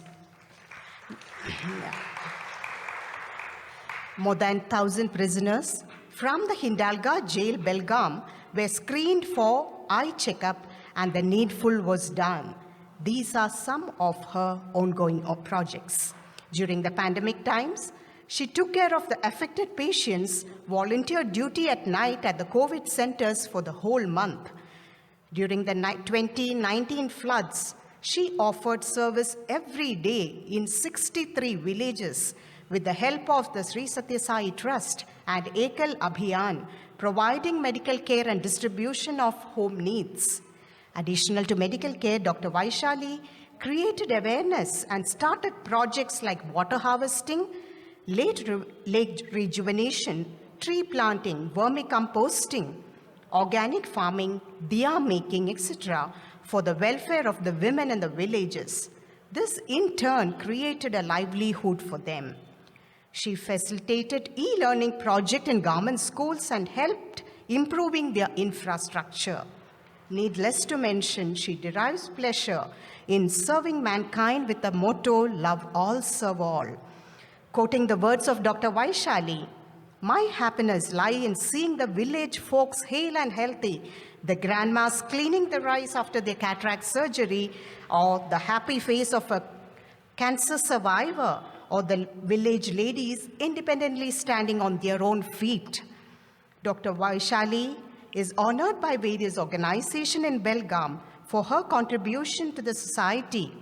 The Sanjeevani Trust, the Sakal newspaper, Rotary Club, the Mahila Cooperative Society, Marathi Sahitya Sammelan, Jito International Foundation, to name a few. Easwaramma Committee is proud to honor Dr. Vaishali for her selfless service. The awarding ceremony is taking place in the Sri Sathya Sai Seva Kshetra in Belgaum, organized by the active Mahilas, office bearers, and the volunteers of the Sri Sathya Sai Seva organization from the district of Belgaum. Jai Sairam. ಬಾಬಾರವರು ಒಂದು ಒಳ್ಳೆಯ ಆಲೋಚನೆಯು ಮಂತ್ರಕ್ಕಿಂತಲೂ ಮಿಗಿಲು ಎಂದಿದ್ದಾರೆ. ಈ ಸಾಲಿನ ವೈದ್ಯಕೀಯ ವಿಭಾಗದ ಪ್ರಶಸ್ತಿ ವಿಜೇತರಾದ ಡಾಕ್ಟರ್ ವೈಶಾಲಿ ಸುಬೋಧ್ರವರು ಮಾಡುತ್ತಿರುವ ಸೇವೆ ಈ ಸಾಲುಗಳಿಗೆ ನಿದರ್ಶನವಾಗಿದೆ. ಮೂಲತಃ ಬೆಳಗಾವಿಯವರಾಗಿರುವ ಇವರು ಆಯುರ್ವೇದ ವೈದ್ಯೆ. ಸ್ನಾತಕೋತ್ತರ ಪದವಿಯನ್ನು ಭಾಯ್ ಸಾಹೇಬ್ ಸಾವಂತ್ ಆಯುರ್ವೇದ್ ಕಾಲೇಜಿನಿಂದ ಪಡೆದಿದ್ದಾರೆ. ಪಂಚಕರ್ಮ ಚಿಕಿತ್ಸೆ, ಆರೋಗ್ಯ ಮತ್ತು ಪೋಷಣೆಯಲ್ಲಿ ಡಿಪ್ಲೊಮೊ ಪಡೆದಿದ್ದಾರೆ. ಇವರು ಸಹಾಯಕ ಶಸ್ತ್ರಚಿಕಿತ್ಸಕರಾಗಿ ತಮ್ಮ ವೃತ್ತಿಯನ್ನು ಆರಂಭಿಸಿದರು. ನಂತರ 2014ರವರೆಗೆ ತಜ್ಞ ವೈದ್ಯರಾಗಿ ಮುಂಬಯಿಯ ವಿವಿಧ ಆಸ್ಪತ್ರೆಯಲ್ಲಿ ಸೇವೆ ಸಲ್ಲಿಸಿದ್ದಾರೆ. 2014ರಲ್ಲಿ ಇವರ ಜೀವನದಲ್ಲಿ ಒಂದು ಹೊಸ ತಿರುವು ಪಡೆದುಕೊಂಡಿತು.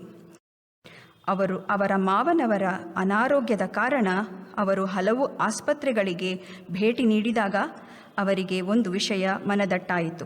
ಬಡವರಿಗೆ ಸರ್ಕಾರದ ವಿವಿಧ ವೈದ್ಯಕೀಯ ಯೋಜನೆಗಳ ಬಗ್ಗೆ ಅರಿವು ಇಲ್ಲ, ಈ ಸವಲತ್ತುಗಳು ಬಡವರಿಗೆ, ಹಳ್ಳಿ ಜನಗಳಿಗೆ ತಲುಪುತ್ತಿಲ್ಲವೆಂದು. ಅಂದು ಈ ನಿಟ್ಟಿನಲ್ಲಿ ತಮ್ಮ ಕೈಲಾದ ಸಹಾಯವನ್ನು ಜನರಿಗೆ ಮಾಡಬೇಕೆಂದು ನಿರ್ಧರಿಸುತ್ತಾರೆ. ಇವರು ದೂರದ ಹಳ್ಳಿಗಳಿಗೆ ಭೇಟಿ ನೀಡಿದಾಗ ಅಲ್ಲಿ ಇದ್ದ ಮೂಲಭೂತ ಸೌಕರ್ಯಗಳ ಕೊರತೆ ಕಂಡುಕೊಂಡರು. ಅನೇಕ ಸಂಘಟನೆಗಳ ಸಹಾಯದಿಂದ ಅವರಿಗೆ ಪ್ರಾಥಮಿಕ ಶಿಕ್ಷಣ ಮತ್ತು ವೈದ್ಯಕೀಯ ಸೌಲಭ್ಯಗಳು ಸಿಗುವಂತೆ ಮಾಡಿದರು. ಸರ್ಕಾರದ ಹಲವು ಯೋಜನೆಗಳ ಬಗ್ಗೆ ಹಳ್ಳಿಯ ಜನಗಳಿಗೆ ಅರಿವು ಮೂಡಿಸಿದ್ದಾರೆ. ಅನಾರೋಗ್ಯದಿಂದ ಬಳಲುವ ಜನರಿಗೆ ಔಷಧಿಗಳನ್ನು ಮನೆ ಬಾಗಿಲಿಗೆ ತಲುಪಿಸುತ್ತಿದ್ದಾರೆ. ಕ್ಯಾನ್ಸರ್ನಂತಹ ಕಾಯಿಲೆಯಿಂದ ಬಳಲುತ್ತಿರುವವರಿಗೆ ಸಹಾಯ ಹಸ್ತ ನೀಡಿದ್ದಾರೆ. ಕಣ್ಣು ತಪಾಸಣೆಯ ಶಿಬಿರಗಳನ್ನು ಆಯೋಜಿಸುತ್ತಾ ಅವಶ್ಯಕರಿಗೆ ಕಣ್ಣುಪೊರೆಯ ಶಸ್ತ್ರಚಿಕಿತ್ಸೆಯನ್ನು ಪಟ್ಟಣಕ್ಕೆ ಕರೆದುಕೊಂಡು ಹೋಗಿ ಮಾಡಿಸುತ್ತಾರೆ. ಈ ಮೂಲಕ 5,000ಕ್ಕೂ ಹೆಚ್ಚು ಶಸ್ತ್ರಚಿಕಿತ್ಸೆಗಳನ್ನು ಮಾಡಿಸಲಾಗಿದೆ. ಸರ್ಕಾರದ ಯೋಜನೆಗಳ ಅಡಿಯಲ್ಲಿ 10,000ಕ್ಕೂ ಹೆಚ್ಚು ಶಾಲಾ ಮಕ್ಕಳ ಕಣ್ಣು ತಪಾಸಣೆ ಮಾಡಲಾಗಿದ್ದು 200ಕ್ಕೂ ಹೆಚ್ಚು ಮಕ್ಕಳಿಗೆ ಉಚಿತ ಕನ್ನಡಕ ವಿತರಿಸಲಾಗಿದೆ. 2019ರಲ್ಲಿ ಜಲಪ್ರಳಯವಾದಾಗ ಇವರು ಶ್ರೀ ಸತ್ಯಸಾಯಿ ಟ್ರಸ್ಟ್ ಹಾಗೂ ಏಕಲ್ ಅಭಿಯಾನದೊಂದಿಗೆ ವೈದ್ಯಕೀಯ ಸೇವೆ ಹಾಗೂ ಅಗತ್ಯ ವಸ್ತುಗಳ ವಿತರಣೆಯಲ್ಲಿ ಭಾಗಿಯಾಗಿದ್ದರು. ಕೋವಿಡ್ ಸಮಯದಲ್ಲಿ 1 ತಿಂಗಳಿನ ಕಾಲ ರಾತ್ರಿ ಪಾಳಿಯಲ್ಲಿ ಸೇವೆ ಸಲ್ಲಿಸಿದ್ದಾರೆ. ಅಷ್ಟೇ ಅಲ್ಲದೆ ಮಳೆ ನೀರು ಕೊಯ್ಲು, ಸಾವಯವ ಕೃಷಿ, ಎರೆಹುಳು ಕೃಷಿ ಇವುಗಳ ಬಗ್ಗೆ ಜನರಲ್ಲಿ ಅರಿವು ಮೂಡಿಸುವ ಕೆಲಸ ಮಾಡುತ್ತಿದ್ದಾರೆ. ಸಕಲ್ ನ್ಯೂಸ್ಪೇಪರ್, ರೋಟರಿ ಕ್ಲಬ್, ಸಂಜೀವಿನಿ ಟ್ರಸ್ಟ್, ಮಹಿಳಾ ಕೋಆಪರೇಟಿವ್ ಸೊಸೈಟಿ, ಜೀಟೋ ಇಂಟರ್ನ್ಯಾಷನಲ್ ಫೌಂಡೇಶನ್ ಹೀಗೆ ಇನ್ನು ಹಲವು ಸಂಘಟನೆಗಳು ಇವರ ನಿರಂತರ ನಿಸ್ವಾರ್ಥ ಸೇವೆಯನ್ನು ಗುರುತಿಸಿ ಇವರಿಗೆ ಗೌರವ ಸನ್ಮಾನಗಳನ್ನು ನೀಡುತ್ತಿದ್ದಾರೆ. ಡಾಕ್ಟರ್ ವೈಶಾಲಿ ಅವರಿಗೆ ಈಶ್ವರಮ್ಮ ಪುರಸ್ಕಾರ ಪ್ರಶಸ್ತಿಯನ್ನು ನೀಡಿ ಗೌರವಿಸಲಾಗುತ್ತಿದೆ. Padma Shree awards conferred by the Government of Karnataka is the 4th highest civilian award. This year, 3 Mahilas from Karnataka, Srimati Thulasi Gowda, Srimati Manjamma Jogatti, and Vidushi Jayalakshmi, have been conferred with Padma Shree award. Easwaramma Puraskara committee is felicitating these noble ladies on this auspicious occasion. I now request Srimati Sumana Yadalam, member of Easwaramma Puraskara committee, to introduce the Padma Shree awardees to the gathering. Om Shri Sairam. Pranams at the lotus feet of Bhagwan. Due to the pandemic situation, the felicitation program is organized by the Mahila members and members of Shri Sathya Sai Seva organizations, North Karnataka, at Srimati Thulasi Gowda's hometown in the presence of our state president, Shri Padmanabhapai. Thulasi Gowda is known by environmentalists as the encyclopedia of forest and by her tribe as the tree goddess because of her extensive knowledge of forest and all of the plant that grow within it. She is renowned for her ability to identify the mother tree of every species of the tree in the forest, no matter its location. Thulasamma is also a master of seed collecting. Seed collecting is the extraction of seeds from the mother trees in order to regenerate and regrow entire plant species, which is a very difficult process. Thulasi Gowda, an Indian environmentalist, was born in 1944 into the Halaki tribal family within the Honnali village, a settlement transitioning between rural and urban within the Uttar Karnataka district in Karnataka. Thulasamma was born in an impoverished family and her father died when she was 2 years old, causing her to have begun working alongside her mother as a day laborer at a local nursery once she was old enough, prohibiting her from ever receiving a formal education. At a young age, she was married after Govinda Gowda. Her husband died when she was in her 50s. She continued working at the nursery alongside her mother as a daily wage worker and finally retired at the age of 70 years old. During her entire time at this nursery, she contributed and worked directly to the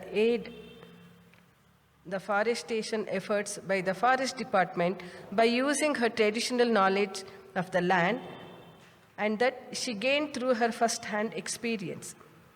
She has not just planted saplings that will grow and have grown up to become trees that help the world at a large to live better. She has also helped prevent poachers from destroying wildlife and has worked to prevent many forest fires. Thulasamma is estimated to have planted in a range of 1 lakh trees in Karnataka on her own. In addition to her extensive tenure at Karnataka Forest Department, she has received numerous awards and recognition for her work in seed development and conservation. In 1986, she received the Indian Priyadarshini Vrikshamitra Award, also known as the IPVM Award. This award recognizes pioneering and innovative contributions made by individuals or institutions in the field of forestation and wasteland development. In 1999, Thulasamma received the Karnataka Rajyotsava Award, the second highest civilian honor of Karnataka state of India. And she was one of 2 people to receive it for contributions to the environment. On 26 January 2020, the Government of India rewarded her with the prestigious Padma Shree Award. After winning the award, Thulasamma reaffirmed her purpose of her actions by saying that while she is glad to have received the Padma Shree, she values the forest and trees more. Again, due to pandemic, the felicitation program is organized by the Mahila members and members of Sri Sathya Sai Seva organizations, Ballari district, at Seva Kshetra in Hospet to Manjamma Jogatti. Manjamma Jogatti is born on 20th May 1957 in India. She is an Indian Kannada theatre actress, singer and dancer of Jogatti Nritya, a folk dance from North Karnataka. Born in Karnataka's Ballari district, Manjunatha Shetty was uncomfortable being with boys and always found it comfortable to be among the girls. He was tall physically, but his body movement were different from that of the other boys. It was then that his father found out that he is transgender. In that locality, if a transgender was born, traditionally the family would give the child to God. Manjunatha Shetty became Manjamma Jogatti. Manjamma started as a street beggar and evolved from the challenges life threw on her. From there, she emerged as a dancer. Manjamma became a permanent dancer in her guru Kallava's Jogatti dance group, performing in different parts of India. After Kallava's death, Manjamma took over the troupe. She popularized the Jogatti Nritya across the state and even beyond, and became the first transgender president of Karnataka Janapada Academy, a government body of performing arts. In 2010, she received Rajyotsava Award by the Karnataka government. She was awarded Padma Shree in 2021. She still can't believe that she has won India's 4th highest civilian award of Republic of India and dedicates the Padma Shree and she received to every trans person in India.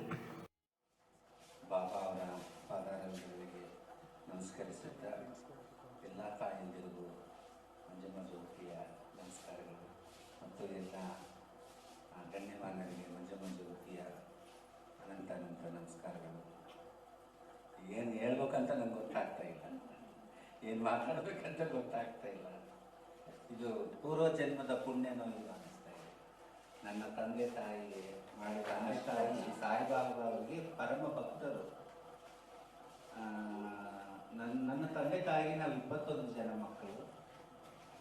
ಎಲ್ಲರೂ ಚಿಕ್ಕವರು 1 ವರ್ಷ 2 ವರ್ಷ 6 ತಿಂಗಳು 3 ತಿಂಗಳು 4 ವರ್ಷ 5 ವರ್ಷಕ್ಕೆ ಎಲ್ಲರೂ ತೀರ್ಕೊಂಡು ಹೋಗಿದ್ದಾರೆ. ಆಮೇಲೆ ನಮ್ಮ ಅಣ್ಣ ಹುಟ್ಟಿದ್ದಾನೆ. ನಮ್ಮ ಅಣ್ಣನಿಗೆ ವೀರಾಂಜನೇಯ ಶೆಟ್ಟಿ ಅಂತ ಹೆಸರಿಟ್ಟಿದ್ದಾರೆ. ಅವನು ಹುಟ್ಟಿ 3 ತಿಂಗಳ ತನಕ ಹಠನೇ ಕಡಿಮೆ ಮಾಡ್ತಿರ್ಲಿಲ್ಲಂತೆ. ಬರೀ ಅಳೋದೆ. ಅವಾಗ ಬಾಬಾ ಅವರು ಅಮ್ಮನ ಕನಸಲ್ಲಿ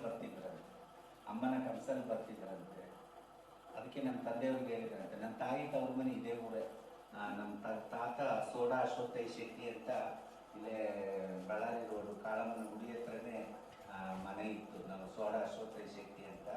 ಈ ಹೊಸಪೇಟೆಯಲ್ಲಿ ಮೊಟ್ಟ ಮೊದಲಿಗೆ ಸೋಡಾ ಫ್ಯಾಕ್ಟ್ರಿಯನ್ನ ಕುಂದಿರಿಸಿದವರು ಅವರೇ ಅಂತೆ.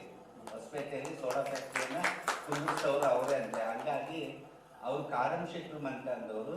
ಇವರು ಸೋಡಾ ಫ್ಯಾಕ್ಟ್ರಿ ಕುಂದಿರಿಸಿದ್ರಿಂದ ಅವ್ರಿಗೆ ಸೋಡಾ ಅಶ್ವತ್ತಯ್ಯ ಅಂತಾನೆ ಹೆಸರು ಬಿದ್ದುಬಿಟ್ಟಿತ್ತು ಅವ್ರಿಗೆ. ನನ್ನ ತಾಯಿ ನಮ್ಮಮ್ಮನ ಮುಂದೆ ಹೇಳಿದಾಗ ಬಾಬಾ ಅವರು ಹಗಲೆಲ್ಲ ಕನಸಿಗೆ ಬರ್ತಾ ಇದ್ದಾರೆ ಅಂದರೆ, ಹಾಗಾದ್ರೆ ವೀರಾಂಜನೇಯ ಅಂತ ಹುಟ್ಟ ಹೆಸರು ಇದ್ರೆ ಇರಲಿ, ನಾವು ಇನ್ಮೇಲೆ ಬಾಬು ಅಂತ ಕರೆದ್ಬಿಡೋಣ ಅಂತ ನಮ್ಮ ಅಣ್ಣನಿಗೆ ಬಾಬು ಅಂತಾನೆ ಇವಾಗಲೂ ನಮ್ಮ ಸಂಬಂಧಿಕರೆಲ್ಲ ಬಾಬು ಅಂತಾನೆ ಆಗಿರೋದು. ಆತನ ಬರವಣಿಗೆ ಮಾತ್ರ ಎಲ್ಲ ದಾಖಲಾತಿಗಳು ಮಾತ್ರ ವೀರಾಂಜನೇಯ ಶೆಟ್ಟಿ ಅಂತ ಇರೋದು. ನಾವೆಲ್ಲರೂ ಬಾಬಣ್ಣನೇ ಅನ್ನೋದು. ಹೊರಗಿನವರೆಲ್ಲ ಆ ಹೆಸರೇ ಕರೀತಾರೆ. ವೀರಾಂಜನೇಯ, ಆಂಜನೇಯ ಅಂತಾರ, ಅಂಜಿ ಅಂತಾರ. ನಮ್ಮ ಸಂಬಂಧಿಕರು, ನಮ್ಮ ಬಂಧು ಬಳಗ, ನಮ್ಮ ತಂದೆಯವರು 6 ಜನ, ಸೋದರತ್ತೆಯರು 3 ಜನ, ನಮ್ಮ ಸೋದರ ಮಾವನವ್ರು 4 ಜನ, ದೊಡ್ಡಮ್ಮ ಚಿಕ್ಕಮ್ಮನವ್ರು 5 ಜನ. ಅವರೆಲ್ಲರೂ ಬಾಬು ಅಂತಾನೆ ಕರೆಯೋದು. ಇವತ್ತು ನನ್ನ ತಂದೆ ತಾಯಿ ನಾವೊಂದು ಸ್ವಲ್ಪ ಬಿದ್ದರೆ ಸಾಕು ಸಾಯಿರಾಮ್ ಅಂತಿದ್ದ ನಮ್ಮಪ್ಪ. ಒಂದೇನಾರ ಒಂದು ಕೆಲಸ ಮಾಡಿದರೆ ಸಾಯಿರಾಮ್ ಅಂತಿದ್ದ. ನೆಲದಿಂದ ಕುಂತು ಮೇಲಿದ್ರೆ ಸಾಯಿರಾಮ್ ಅಂತಿದ್ದ. ಆ ಒಂದು ಫಲ ಇವತ್ತು ನನಗೆ ಸಿಗ್ತೇನೋ ಅಂತ ಅನಿಸಿದೆ. ಇವತ್ತು ನನಗೆ ಸಿಗ್ತಾ ಅದು ನೋಡೋದಿಕ್ಕೆ ಅವ್ರು ಇಲ್ವಲ್ಲ. ಇವತ್ತು ಅವರು ಕುಂತ್ರೆ ಸಾಯಿರಾಮ್ ನಿತ್ರೆ ಸಾಯಿರಾಮ್ ಅಂತಿದ್ರು. ನಾವು ಒಂದು ದಿವಸಕ್ಕೂ ನಾವು ಆ ತರ ನಡ್ಕೊಂಡಿಲ್ಲ. ಅವರು ಸಾಯಿರಾಮ್ ಸಾಯಿರಾಮ್ ಸಾಯಿರಾಮ್ ಅಂತ ಇದ್ರು. ಇವತ್ತು ನನ್ನ ತಂದೆ ತಾಯಿ ಇದ್ರಿ, ಅವರೆಷ್ಟು ಸಂತೋಷ ಪಡ್ತಿದ್ರೆ ಆ ಪುಣ್ಯ. ಅದಕ್ಕೆ ನಾನು ತುಂಬಾ ಮಕ್ಳಿಗೆ ಹೇಳ್ತೀನಿ, ತಂದೆ ತಾಯಿ ಏನೇ ಬೈದ್ರು ನಿಮ್ ಒಳ್ಳೇದಕ್ಕೆ ಬೈದಿರ್ತಾರೆ, ದಯವಿಟ್ಟು ಅವ್ರ ಮೇಲೆ ಕೋಪ ಮಾಡ್ಕೋಬೇಡ್ರಿ. ಅವ್ರು ಇವತ್ತು ಅಲ್ಲಿ ಹೋಗ್ಬೇಡ ಅಂದ್ರೆ ಅವ್ರು ಆ ಜಾಗಕ್ಕೆ ಹೋದಾಗ ಏನೋ ಅನುಭವಿಸಿರ್ತಾರೆ, ಏನೋ ನೋವು ಉಂಟಿರ್ತಾರೆ. ಆ ನೋವು ಮಕ್ಕಳು ಅನುಭವಿಸಬಾರ್ದು ಅನ್ನೋ ಈ ಕಾರಣಕ್ಕೆ ಆ ಜಾಗಕ್ಕೆ ಹೋಗ್ಬೇಡ್ರಿ ಅಂತ ಹೇಳ್ತಾರೆ. ಅದನ್ನ ನೀವು ಅರ್ಥ ಮಾಡ್ಕೊಳ್ರಿ. ನಿಮಗೆ ಅವ್ರು ಹೋಗ್ಬೇಡ ಅಂತಂದ ತಕ್ಷಣ ಅದು ದೊಡ್ಡ ತಪ್ಪು ಆಗ್ಬೋದು, ಅದರಿಂದ ಅವ್ರ ಜೀವನದ ಕಥೆನೇ ಆಗಿರುತ್ತೆ. ಅದಕ್ಕೆ ತಂದೆ ತಾಯಿಗೆ ಗೌರವ ಕೊಡ್ರಿ ಅಂತೀನಿ. ಇವತ್ತು ಅವ್ರು ಪಟ್ಟಂತ ಕಷ್ಟ, ಅವ್ರು ನಡೆದಂತ ದಾರಿ, ವರ್ಷ ಪುಪ್ಪರ್ತಿಗೆ ಹೋಗ್ತಾ ಇದ್ರು ನಮ್ಮ ತಂದೆ ತಾಯಿ. ನಾವತ್ತೂ ಹೋಗಿಲ್ಲ, ಅವರು ಹೋಗ್ತಾ ಇದ್ರಂತೆ. ಅವ್ರ ಹೆಸರು ನಮ್ಮ ಅಣ್ಣನಿಗೆ ನಾವು ಈಗಲೂ ಬಾಬಣ್ಣನಂತೆ ಅನ್ನೋದು. ಇವತ್ತು ಆ ಒಂದು ಫಲ ಅವ್ರ ತಾಯಿ ರೂಪದಲ್ಲಿ ನನಗೆ ಪ್ರಶಸ್ತಿ ಸಿಕ್ತು ಅಂತ ನನಗೆ ಬಹಳ ಸಂತೋಷ ಆಗ್ತಾ ಇದೆ. ಇವತ್ತು ಎಲ್ಲರೂ ದೈವಾರಾಧನೆಯನ್ನ ಭಜನೆಯನ್ನ ಮಾಡ್ತಾ ಇದ್ರಿ. ಅದು ತುಂಬಾ ಮನುಷ್ಯನಿಗೆ ಆರೋಗ್ಯಕರವಾದದ್ದು. ಎಲ್ಲಾ ಚಿಂತೆಗಳನ್ನು ದೂರ ಮಾಡ್ತಕ್ಕಂಥ ಶಕ್ತಿ ಧ್ಯಾನಕ್ಕಿದೆ, ಭಜನೆಗಿದೆ, ಧ್ಯಾನ ಮಾಡೋದ್ರಲ್ಲಿದೆ. ನಾವು ಮನೆಯಲ್ಲಿ ಗಂಡ ಮಕ್ಕಳು, ಹೆಂಡತಿ ಮಕ್ಕಳು, ಅದು ಇದು ರಾಮಾಯಣ, ನಾವು ಮನೇಲಿ ಏನೆಲ್ಲ ಕಷ್ಟಗಳನ್ನು ಪಡ್ತಿರ್ತೀವಿ. ಆ ಮಗ ಹಂಗ್ ಮಾಡಿದ, ಈ ಮಗಳು ಹಿಂಗ್ ಮಾಡಿದ್ರು, ಗಂಡ ಹಿಂಗ್ ಮಾಡಿದ, ಮೈದ ಹಿಂಗ್ ಮಾಡಿದ, ಅತ್ತೆ ಹಿಂಗಂದು, ಮಾವ ಹಿಂಗಂದು, ಹೊಲದಲ್ಲಿ ಇಷ್ಟು ಲಾಸ್ ಆಯ್ತು, ಅದ್ರಲ್ಲಿ ಇಷ್ಟು ಲಾಸ್ ಆಯ್ತು, ಏನೇನೋ ಟಿವಿ ನೋಡಿ ಅದು ನೋಡಿ ಏನೇನೋ ನೋಡಿ ತಲೆ ಕೆಡಿಸ್ಕೊಂಡು ಹೋಗಿರ್ತೀವಿ. ಈ ಧ್ಯಾನ ಮಂದಿರ ಅಂತ ಬಂದಿರ್ತಾರಲ್ಲ, ಆ ಧ್ಯಾನ ಮಂದಿರಕ್ಕೆ ಬಂದಾಗ ನಾವೆಲ್ಲ ನೋವುಗಳನ್ನ ಮರ್ತಿರ್ತೀವಿ. ಇವತ್ತು ನಾನು ಬೆಳಗ್ಗೆ 11 ಗಂಟೆಯಿಂದ 3 ಗಂಟೆ ತನಕ ಕೂತ್ಕೊಂಡು ಊಟ ಮಾಡಿ ಸುಸ್ತಾಗಿ ಬಂದೆ. ಈ ಒಂದು ಧ್ಯಾನದ ನುಡಿಗಳನ್ನ ಕಿವಿಗೆ ಬಿದ್ದ ತಕ್ಷಣ ಮನಸ್ಸು ತಣ್ಣಗಾಗಿ ಶಾಂತಿ ಸ್ವರೂಪಕ್ಕೆ. ಅದೇ ರೀತಿಯಾಗಿ ಎಲ್ಲಾ ತಾಯಿಯಂದರು ಸೇರಿ ಇವತ್ತು ನನ್ನ ತಾಯಿಯ ಸ್ಥಾನದಲ್ಲಿ ನೀವಿದ್ದೀರಿ. ನೀವು ನನ್ನ ತಾಯಿಯ ಸ್ಥಾನದಲ್ಲಿ ನಿಂತು ಮನೆ ಮಗಳಿಗೆ ಗೌರವ ಕೊಟ್ಟಾಗ ಅರಿಶಿನ ಕುಂಕುಮ ಹೂವು ಬಳೆ ಉಡೇಕಿ ಎಲ್ಲವನ್ನ ಕೊಟ್ಟು ಗೌರವಿಸಿದ್ರೆ ಈ ಒಂದು ಗೌರವಕ್ಕೆ ನಾನು ತುಂಬಾ ಆಭಾರಿಯಾಗಿರ್ತೀನಿ ಅಂತ ಹೇಳ್ತಾ ಈ ಒಂದು ಕಾರ್ಯಕ್ರಮ ನನಗೆ ತುಂಬಾ ಸಂತೋಷ ಕೊಟ್ಟಿದೆ. ತಾವೆಲ್ಲರೂ ಧ್ಯಾನದಲ್ಲಿ ಮಗ್ನರಾಗಲಿ. ನಾವು ಏನೇ ಕೆಲಸ ಮಾಡಿದ್ರು ಅಲ್ಲಿ ಭಕ್ತಿ ಮತ್ತು ಶ್ರದ್ಧೆ ಇರಬೇಕು. ಆ ಒಂದು ಶ್ರದ್ಧೆ ಭಕ್ತಿ ತಮ್ಮಲ್ಲಿದೆ. ಮನ ತುಂಬಿ ಮೈ ತುಂಬಿ ಆರಾಧಿಸ್ತಾ ಇದ್ದೀವಿ ಇವತ್ತು ಸಾಯಿರಾಮ್ ಅವರನ್ನ. ಆ ದೇವರು ತಮ್ಮೆಲ್ಲರಿಗೂ ಆಯುರ ಆರೋಗ್ಯ ಐಶ್ವರ್ಯ ಭಾಗ್ಯವನ್ನು ಕೊಟ್ಟು ಸಕಾಲಕ್ಕೆ ನೀಡಿದ ಕೈಗಳಿಗೆ ಬೇಡಿದ ಭಾಗ್ಯವನ್ನು ಕೊಟ್ಟು ನಿಮಗೆ ಅವತ್ತಿನ ಕಾಲಕ್ಕೂ ಜಯ ನಿಮ್ಮದಾಗಿರ್ಲಿ ಅಂತ ಎಲ್ಲಾ ತಾಯಿದ್ರಲ್ಲಿ ನಾನು ಕೇಳ್ತಾ ಇದ್ದೀನಿ. ಜೈ Shriram. The felicitation function to K.S. Jayalakshmi is organized by the Mahila members and members of Sri Sathya Sai Seva organizations, Mysore. K.V. Sampath was an editor for India's oldest and the only Samskrita newspaper Sudharma from Mysuru, Karnataka. In 2020, he, along with his wife Vidushi K.S. Jayalakshmi, were selected for the Padma Shree honor from the Government of India for his contribution in the field of literature and education. He has also received several awards like Siddharuda Award, the Shivaratri Deshikendra Media Award, the Abdul Kalam Award, and many more. Samskrita is preferred and refined and one of the oldest human language. It's a perfect language. Researchers have shown that the verbal recitation of Samskrita enhances the brain region, hippocampus. It increases the memory and the cognitive process. Sampath Kumar started his career in Samskrita journalism by joining his father's Samskrita newspaper Sudharma. He was a law graduate and was Vidwan in Sahitya. He, along with his wife, had taken over the mantle from his father, Pandit K.N. Varadaraja Iyengar, in 1990, after his death. His father had launched Sudharma in 1970. Sampath Kumar ensured that the publication reaches its readers. He worked as a reporter, proofreader, editor, and publisher. He introduced desktop publishing in Mysuru after launching his printing company in 1988. He introduced the country's first ever Samskrita calendar in 2009. He was active in social service too. In a bid to reach Sanskrit scholars and supporters across the world, Sampath Kumar launched an e-paper, and the newspaper went digital, which had a wide footprint. The print edition has a subscribers base of nearly 4,000 readers, mostly from various Sanskrit universities and institutions across India and throughout the world. Sampath Kumar carried forward his father's tradition with unflagging determination and grit in spite of lack of proper patronage from readers. His sole aim was to popularize the India's classical language. The Union government in 2020 confirmed Padma Shree on Sampath and his wife Vidushi Jayalakshmi for their untiring efforts to keep the publication of the daily going for 5 decades. But before receiving the awards, Sampath passed away.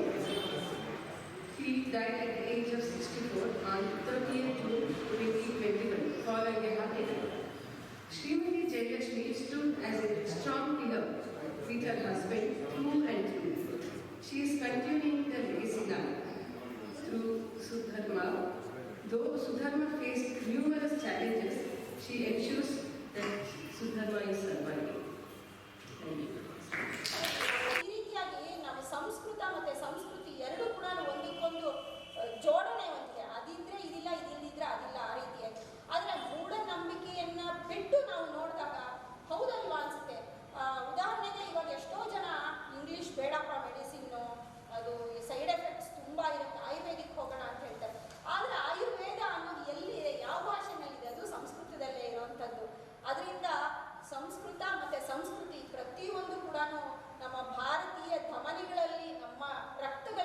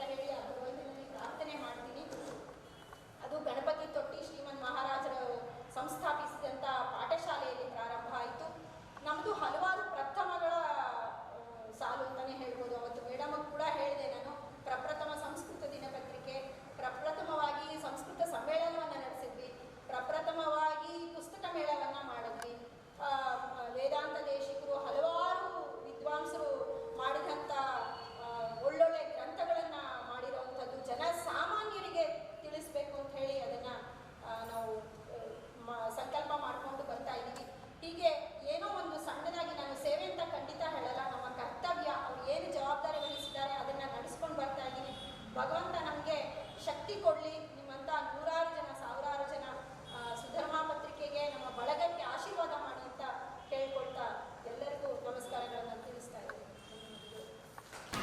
We are so delighted to have Srimati Mamata Gowda IAS as our special guest.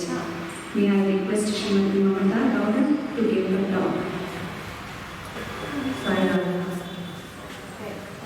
I'd like to first prostrate before the lotus feet of Baba, his blessings and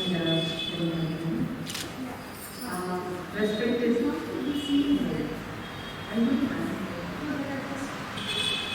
respected Baba devotees, that is my family, respected elders in the family, and all my brothers and sisters. I must first apologize for coming late. The change of schedule actually put my whole thing into a stop. And because it is a Baba function, because it is in the name of Mother Easwaramma, I did not want to invite somebody else. So I had to give you this trouble of coming late. I beg your forgiveness and also the forgiveness of Baba. I must say, I was just telling Mrs. Murthy, I'm surprised at the kind of names, the kind of people that you have picked up to give this award. First of all, I must congratulate the congregation, Baba family, for doing this every year to recognize women. People hardly remember the mother who has fed us, or the lady who has nurtured us, the sister who you meet on the road, the daughter who does everything and stands up and gives you a place in the bus when you are traveling. We just don't remember. This is all said and done a male-dominated society. But to recognize these women, I must say, is a really wonderful thing that the family is doing, which I must congratulate you all again. I must say, in the government, I have been in many committees where we are giving awards, including many times I have sat on I have been a convener for the Rajotsava award thing. I have been a convener for Kempegoda awards for the BBMP.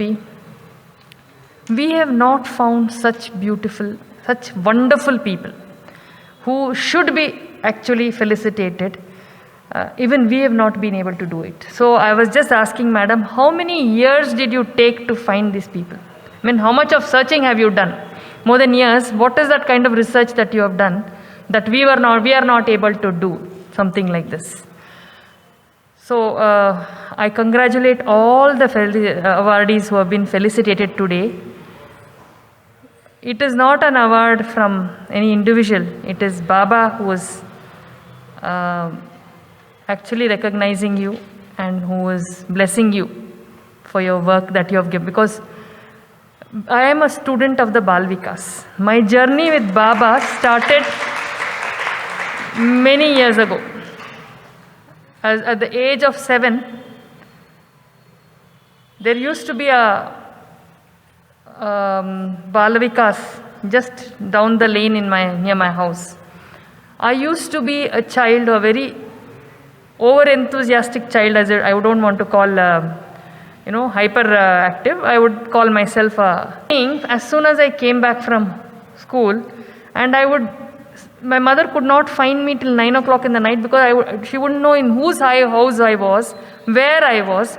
So she used to get very worried that what will happen to this child? She doesn't tell us, she just goes where she wants.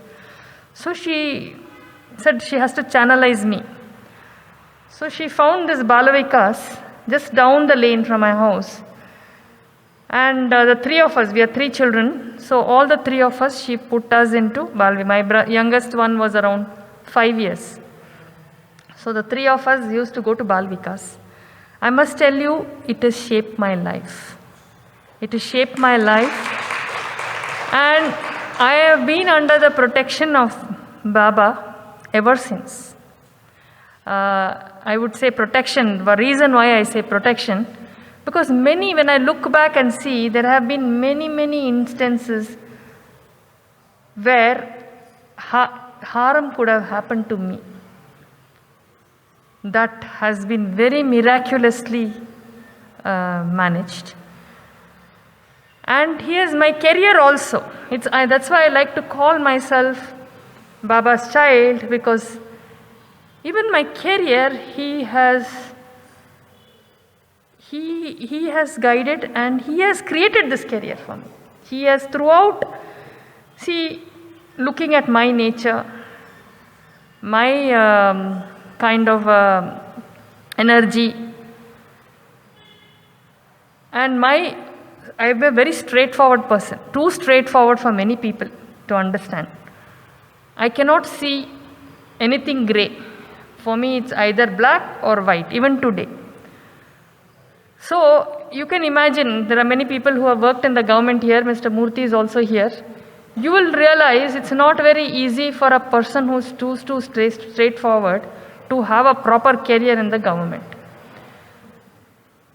They say the trees that are very straight get cut very soon. So that would have happened to me, but for Baba.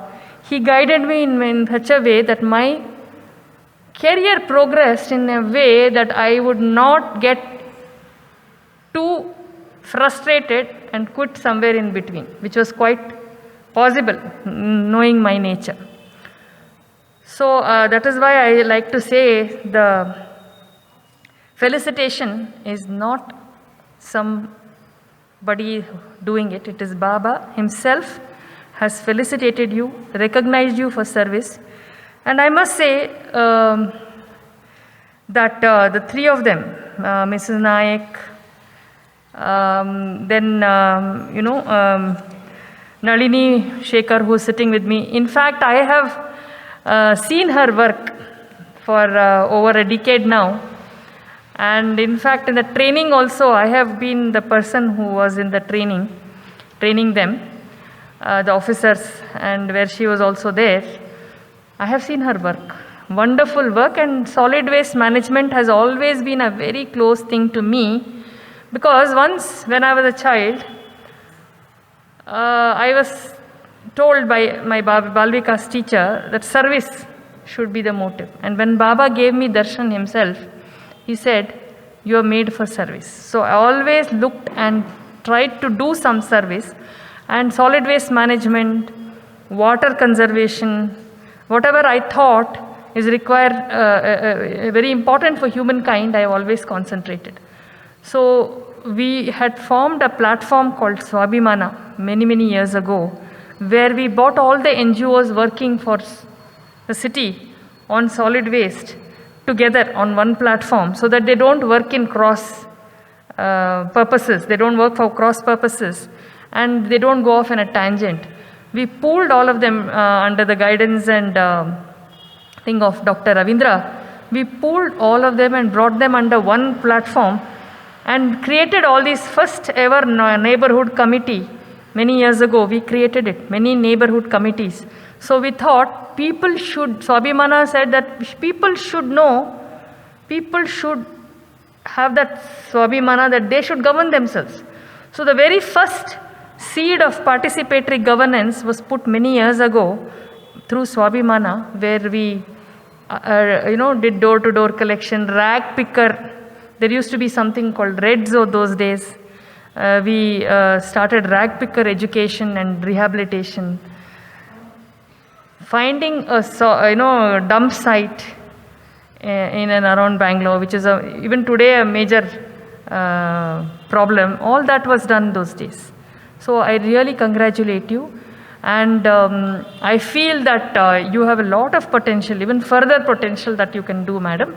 You, with Baba's blessing, you should carry on and do further whatever you can, and I'm sure you will.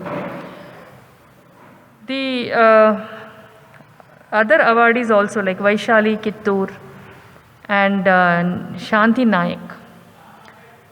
Wonderful work. We today, and Baba always spoke about culture. He said, it is very important for you to remember your culture and remember that you should. One of the things Baba used to always say is that,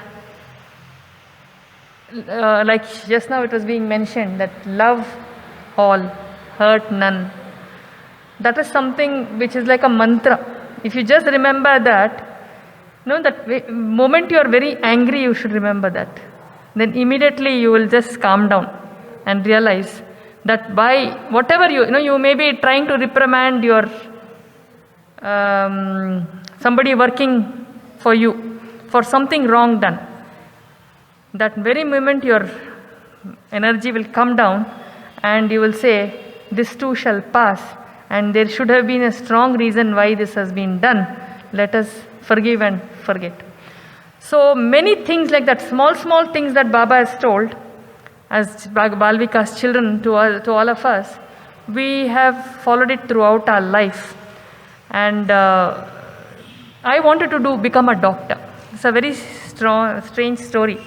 I wanted to become a doctor and I always aimed for that. I studied very hard for that. You won't believe it, I used to not eat in the night because I said if I eat a little heavy meal in the night, I won't be able to study in the night. So I used to avoid eating in the night. I just drink some milk or some tea and then keep studying. That is the kind of hard work I did. But at the end of it, after working so hard, I got the kind of marks I should get. But the situation was so strange that I didn't get into medicine. It became a very strange kind of situation. All the medical colleges going to Supreme Court for the seat matrix and things like that. Somehow it didn't happen. Just about 1 month prior to my exams, my Baba gave darshan to my father, mother and my sister and brother. I could not go because I had exams, I was preparing for it. So there, while talking to my sister went and told him, Baba, my sister is preparing for her medicine, to get into medicine. Will she get into medicine? So Baba looked at her for a little while and he said, you will become a doctor. Then this girl, my sister is a little persistent kind of a girl. She will not give up easily.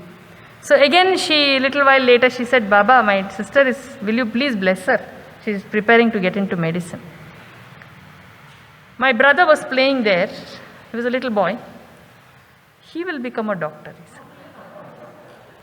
Then again, this girl wouldn't give up. She said, Baba, please bless this sister of mine. She'll be very heartbroken. You should bless her. And you should give her some vibhuti. So Baba said, she will get into the service. She is meant for service. She will get into service. So at that point of time, we didn't realize what he meant. We said service, medicine is also a service, no? So we assumed that he is actually blessing me to get into that service because I never wanted to be an IAS officer. I never wanted to get into any kind of civil service. I said, if you want to serve, you have to get into medicine. That is the only way you can serve. I was heartbroken. I said, how can Baba tell, what he has told has not come true. So how can he say something which is not true? Then I used to keep thinking that. So when I had a darshan with Baba many years later, by then I was already in the civil services. I happened to get very strangely, even that he was sitting in the queue somewhere and suddenly Baba appeared and he said, come inside. Then we went there and then I said, this is bothering me a lot because I started writing at the age of 16.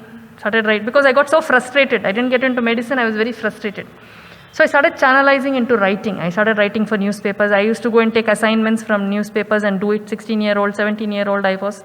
Go and take assignments, go and report for a newspaper, Deccan Herald and other papers. So then from there I said I did communication, then I got into, part-time I used to go and teach while I was a journalist. And then I got into Wipro. Had no intentions of getting into civil services because I never thought, it never interested me. I never even realized that you can do service there. I didn't even think about it. Very strangely, everybody was taking the exams in my college for the Karnataka Administrative Services. I also went, just because everybody was doing it, chalo, I used to go to the class in the morning, and in the afternoon, I used to go and write the exam. If the exam was in the afternoon, I'll go in the afternoon and write. If the exam is in the morning, I'll go write the exam and go to office. I was already working in Wipro. Just because everybody was taking it. And I took it like a, game. I didn't even take it like very seriously. So when the result came out and I got an interview card, I was surprised. And also my marks was very, very high. So I said, okay, because I was doing very well in Wipro, I had traveled many countries, I said, who wants to live such a good job and go to some place, so let me not. Then because, okay, interview, at least my father challenged me. He said, you don't want to go to interview because you think you will fail the interview. If you have the thing, you can prove yourself. You don't want to get in afterwards, it's okay, but you should prove. I went and took the interview, got through, got allotted to a service. Then the dilemma started. Who will give up a job, and go to a job which is giving me a salary of 20% of what I was earning, and also we don't know where you will be posted. Having worked in New York, having to work in some village, whether I should or not. Then my father reminded me, you wanted to do service. When you wanted to get into medicine, you wanted to do service. Here you will do service and you will be posted to a rural area to do service. So I think there is something, your goal is not properly this thing. Then I thought, yeah, maybe that is why I have been guided to go into this. I got into service and I continued. When the UPSC interviews, were called because we have to go through another interview. You won't believe it, I had no clue. I just used to open the page. This is something people should, know. I'm a well-read person because I love reading and writing. I used to open one of the India yearbook, and whichever page I opened, the questions in the interview came from that. I didn't want to go for the interview because somebody told me Chief Minister's already selected some 6 people. They will only get in. And also my former Chief Secretary himself said, let her not be. She's a very good candidate. She's extremely, qualified for it. But usually this is how it happens. So let her not be disappointed. To some of my friends who met him. So I said, anyway, why should I go for the interview at all? No? And why should we get avamana yake ಮಾಡಿಸ್ಕೊಬೇಕು? What is the need to go? I was sitting and discussing this with my colleague. Somebody came with the vibhuti to give it to my colleague. He said, oh, the biggest devotee is sitting in front of me. Why don't you give it to her? Then he said, madam, you were asking a question, you got the answer. I think you should go and went. And every question, I'm not at all exaggerating, every page I have opened and looked at in the last minute, the question has come from that page. So it was like a walkthrough for me. Nothing like, it was all. And because I was such a strong, straightforward person, there were every chance, if I had gotten directly into the thing, every chance of me resigning in between, picking up a fight with some politician, resigning in between and walking off. Since I got in at a little later age, after I crossed 35, some maturity had come into me also, to be able to understand people and to be able to do. I should think, okay, if I can survive this, my motto is service. I can do better service. What I want to, let me pick up like Janandholana, which UN recognized in such a big way. All these are very close to my heart. Solid waste management. These kind of things I can do if I can survive in that place. So I always think of that like that, and I was able to carry on.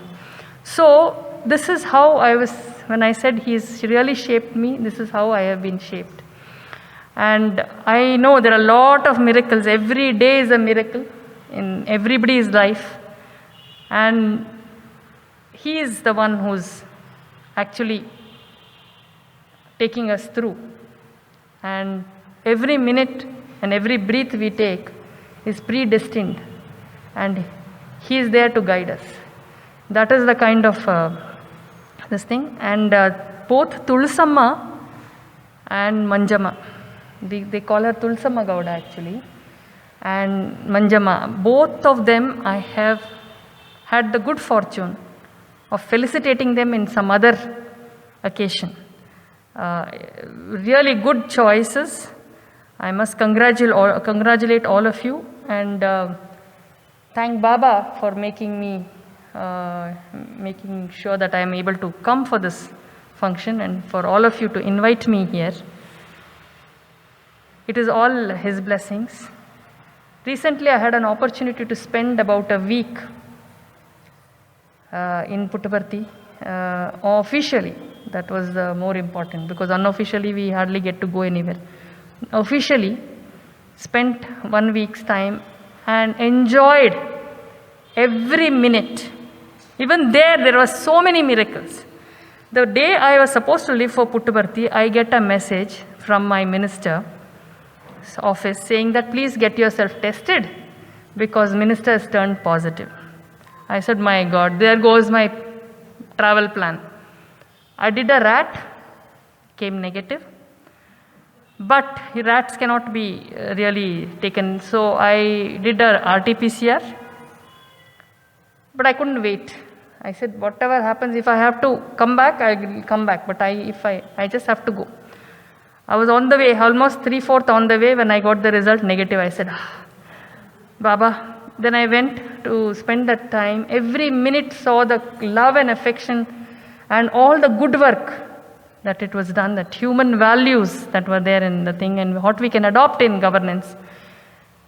I was there in 3 days' time, I get a news, my husband has turned positive. Now I don't know whether to go back, what to do. Then I said, no, Baba has decided, I'm here. 1 day later, I say, my daughter has turned positive, my mother has also turned positive.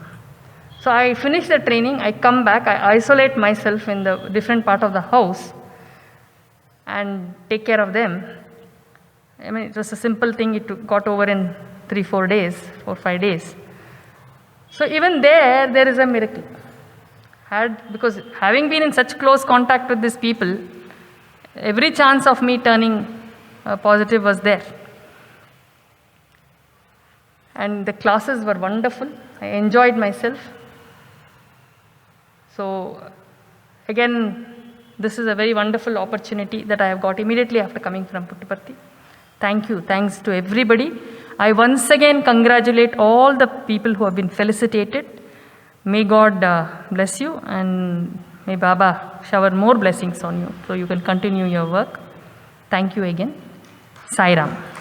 Swami's love is unfathomable.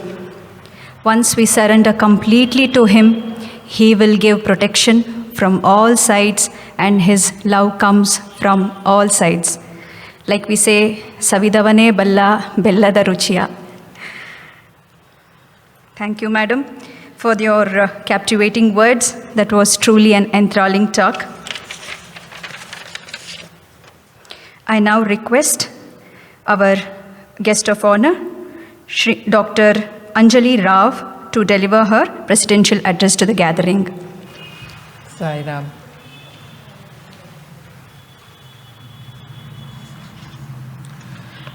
My pranams to all the respected devotees of Swami Sathya Sai Baba, particularly after the wonderful talk by Srimati Mamata, where she has demonstrated his glory. Mine is a simple story just to tell.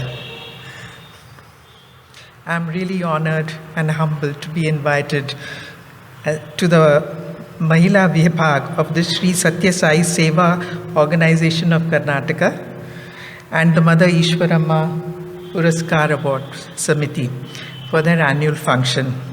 First by my very dear friend Dr. Nilima Kadambi, who I have known since her childhood, and then by Mrs. Nirmala Murthy, the convener of this Samiti. I have known her also for many years. This event has been an eye-opener to see how the recognition of people doing work quietly has been recognized and given due award for that. I'm so happy to have met Mrs. Nalini Sekhar over here and seen her good work corroborated so well by Srimati Mamata. She has in fact met all the awardees who have been chosen this time, the well-known Padma Shrees as well as the others. It's a real honor to have listened to you speak about them. As you know, this is in memory of Easwaramma, the beloved chosen mother of Baba. Her exemplary life of selfless devotion gave rise to mammoth projects, as Mrs. Murthy said. Just her wanting to give relief to women and children and improve their lives created mammoth projects like the Sathya Sai University, the super specialty hospitals, and the Sathya Sai Water Project, in which you have also been involved. They continue to serve society and increase their reach to other states and also independently in other countries by other devotees over there. The Samiti has very rightly given the award finally in Educare, Sociocare and Medicare. These are the pillars of service to society. Congratulations to the one awardee who is over here, but my congratulations to all of them.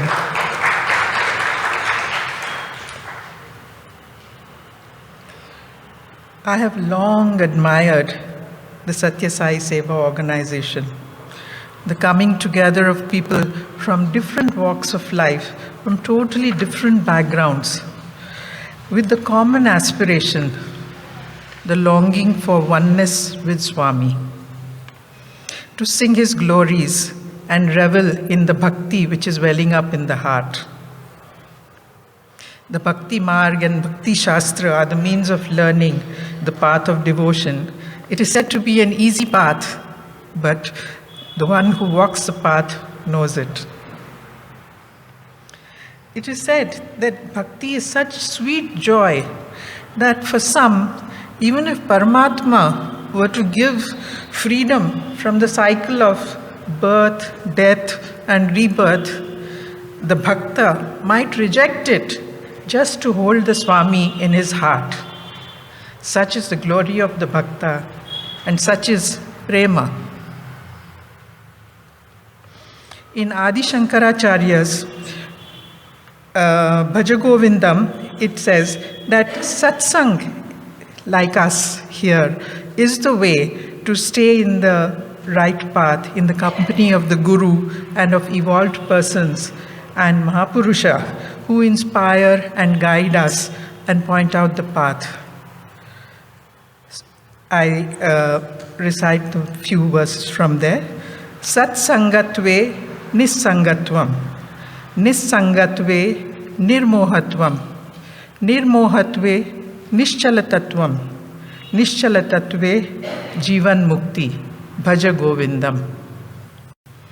Through the company of the good, there arises non-attachment.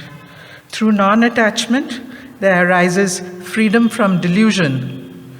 Where there is freedom from delusion, there is the vision of the immutable reality. And on experiencing immutable reality, there comes a state of liberated in life. By happy coincidence, I found that Bhagwan had given a discourse to students in 1973 in Vrindavan during the summer course of Indian culture and spirituality. I have a book on that written by Sri Suresh Rao Savkur. In Baba's own explanation of this very same verse, he so beautifully said, "Good company weans you away from false attachments. Then delusion ends, and the mind becomes unwavering and steady, which merits mukti, liberation, even in this life, freedom." Sairam, those are his words. I have been invited here in my capacity as a doctor. I spent 37 years in the central government and retired 2 years ago. First, I was a physician and then an administrator in the government. Then after retirement, I had plans to travel, but the COVID pandemic put paid to such plans. And I got an opportunity to join as a volunteer the Indian Cancer Society of Bangalore. This is in an advisory and voluntary capacity. February 4th, today, is designated as the World Cancer Day to raise awareness of cancer and encourage its detection and treatment, prevention. It is from this standpoint that I will address preventive strategies in health issues in women in particular. We have been mostly homebound in the past 2 years and avoided going for health checkups and screening checkups. In the process, many planned surgeries have also been postponed to the detriment of the life and health of many individuals. On a personal note, my own aunt, my mother's sister, she rang up from Mumbai early last year and said that she had a large lump in the breast. And she was afraid to go to have it checked out because she was afraid to get COVID. And she also said that she had decided not to take any treatment because she was 85 years old and had a long enough life. But with persuasion, I was able to convince her to go for investigations and have the surgery for breast cancer, which is what it was, to have a better quality of life. So far, she is fine. In this context, I would urge all women to learn how to do self-breast examination. It's a very simple technique that you use the flat of the fingers in what is called the three-finger salute. It teaches women the feel and the texture of their own breasts. And you can do a monthly examination either in the privacy of the bathroom or in a room with a mirror, which will give some visual inputs. And any abnormal lump or bleeding from the nipple or orange peel appearance of the skin of the breast can then be detected and taken to a doctor for further investigations. Self-breast examination videos are available on the internet and you can easily learn them. Please teach your daughters and granddaughters to do this self-breast examination on a monthly basis so that they can stay safe and detect any problem early. This is an appeal to women. Along with that, I urge women to go for good gynecological checkup with pap smear, which can readily detect cancer of the cervix, which is in the outer part of the womb. In future, this too will be possible from the safety of the home because self-testing will soon be available, which also is similar to how we do our RT-PCR, the rat test, as Madam said. In November 2020, the World Health Organization resolved to eliminate cervical cancer by 2030, which is a very short time actually. The task is enormous because very few women even know that more than 90% of cervical cancers are caused by a virus. The HPV virus, long-standing infection of HPV virus, causes cervical cancer. Very few even know that there's a vaccine available for that, which is readily available.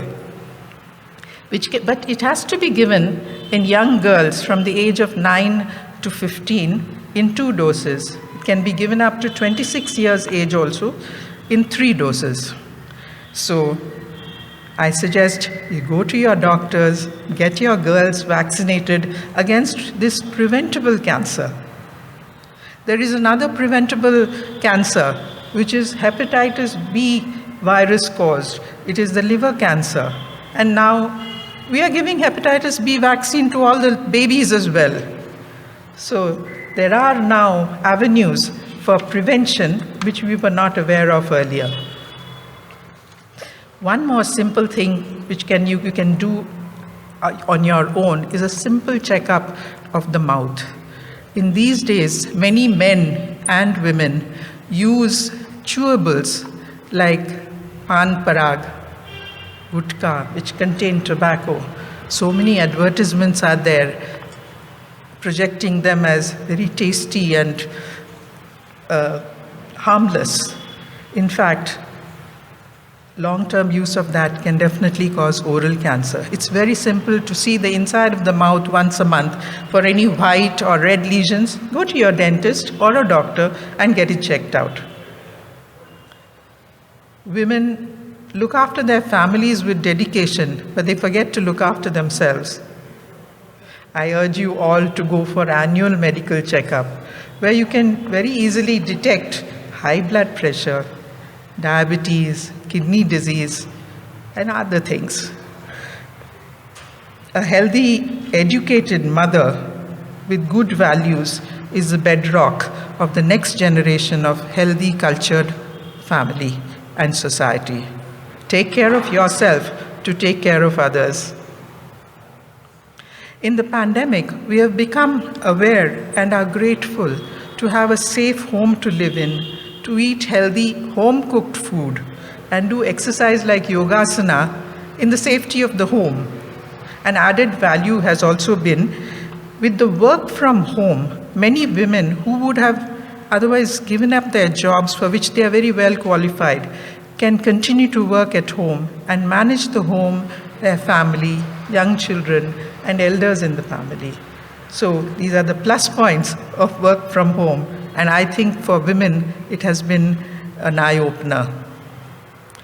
In this pandemic caused by the coronavirus, the general population also, I think, will now adhere to greater personal hygiene, and especially in closed public spaces. After the SARS epidemic, many people in other countries, particularly the older people, they started using masks in public spaces and avoided touching off-touch surfaces. And because of that, it's very possible that many other communicable diseases have also been reduced because of that. Our Swachh Bharat had so many initiatives which people did not give cognizance to, but it is a bedrock of good health and hygiene. In fact, the other day I read in the newspaper someone had been fined for spitting. Now these are very common things. If you're wearing a mask in a public place, I think you may not spit.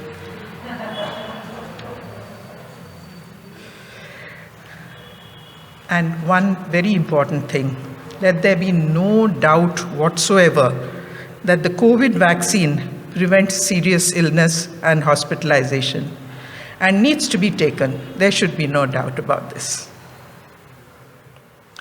This storm will hopefully pass soon, but it will leave behind lasting changes in its wake. As a famous Japanese writer, Haruki Murakami said, and I quote, "When you come out of a storm, you won't be the same person you walked in. That is what the storm is all about." Unquote.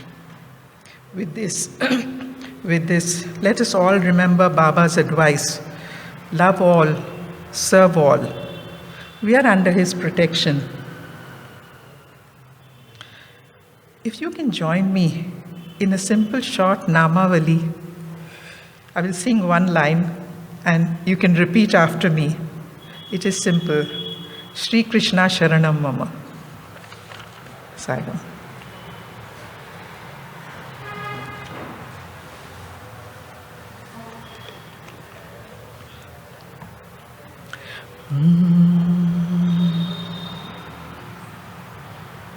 Shri Krishna Sharanam Mama, Shri Krishna Sharanam Mama, Shri Krishna Sharanam Mama, Shri Krishna Sharanam Mama, Shri Krishna Sharanam Mama, Shri Krishna Sharanam Mama, Shri Krishna Sharanam Mama, Shri Krishna Sharanam Mama, Shri Krishna Sharanam Mama, Shri Krishna Sharanam Mama, Shri Krishna Sharanam Mama, Shri Krishna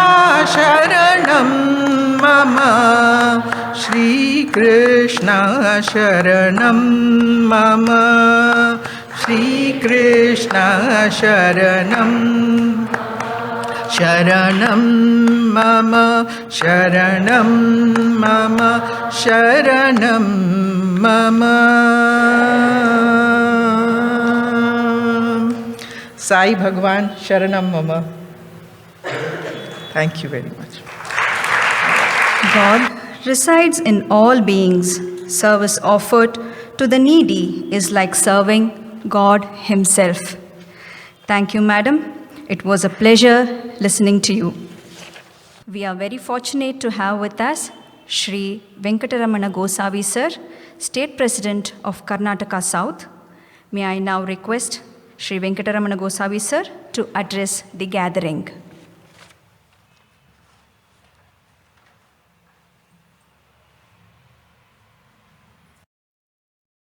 Om Shri Sairam. Offering my most humble and reverential pranams, the divine lotus feet of our Lord and Master, Bhagwan Shri Sathya Baba.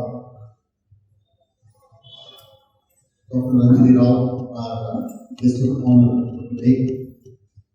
Srimati Mamata, our special guest for the day. Srimati Nirmala Murthy, the coming of the Easwaramma Puraskara Samarambha since its inception, and our wonderful team, Shri S.S.S.SOKA was always guiding light for us in Sathya Seva organization. My dear sisters and brothers and all elders who are present in this function today. I was actually requesting Auntie that let this be only an all Mahila, event where only ladies are speaking and leading and gents will actually play a role. We're just supporting them. But she insisted that given my role, I should actually say a few words. So I have a very pleasant duty in front of me, which is to say that on the 9th of August 2006, in his inaugural divine discourse of the Ramayana, Bhagwan made a departure from his usual style. Instead of having one Telugu poem, which he usually renders at the beginning of his discourse, on that particular occasion, Swami actually addressed the devotees with two Telugu poems. One Telugu poem was actually on how moral values are very, very important and how there has been over a period of time a decline in moral values. And in the second poem, which Swami so mellifluously rendered in his divine voice, he actually spoke about how fortunate the land of Bharat was because it had chaste, righteous, truthful, hard-working women. And Swami gave a number of examples. I have to say, with great pleasure today, I think when we blessed the Easwaramma Puraskara Awards in 2010, I think he just said we should continue that Telugu poem which I spoke about the greatness of this land, this pristine land of Bharat. And he said there's a special responsibility for for all the men who are here today to actually work very closely, in step with the women to ensure that we create a very, very enabling environment for all of them. So my predecessor, Mr. Nayak is not here today. On the day he handed over this charge to me in 2020, and I also had the pleasure to speak with our All India Presidents, Dinesh Pandya, on that day, Prashant and both of them unequivocally told me that the Mahila Vibhag of the Sathya Seva organization is fully capable of actually doing many, many wonderful things, and they actually are the sheet anchor for the activities which the organization is doing across the world. So he said, support that's what he told me in Kannada. And I just want each and every one of you here to understand the significance of that statement. So, today I think we are deeply privileged that we heard all these inspiring women, in our workplace, in our professional lives, in our personal lives. I think if we were to all collectively take these steps to actually just nurture this environment, to see that the resistance which they are facing comes down. Like I had the privilege, just like how our previous speakers had the privilege of interacting with some of this year's awardees. I actually had the opportunity to look at the Dala website and look at all the amazing accomplishments. And I think the first part of that website clearly says that she had actually taken the courage to go and register the case and say why these people should not be treated on an equal footing.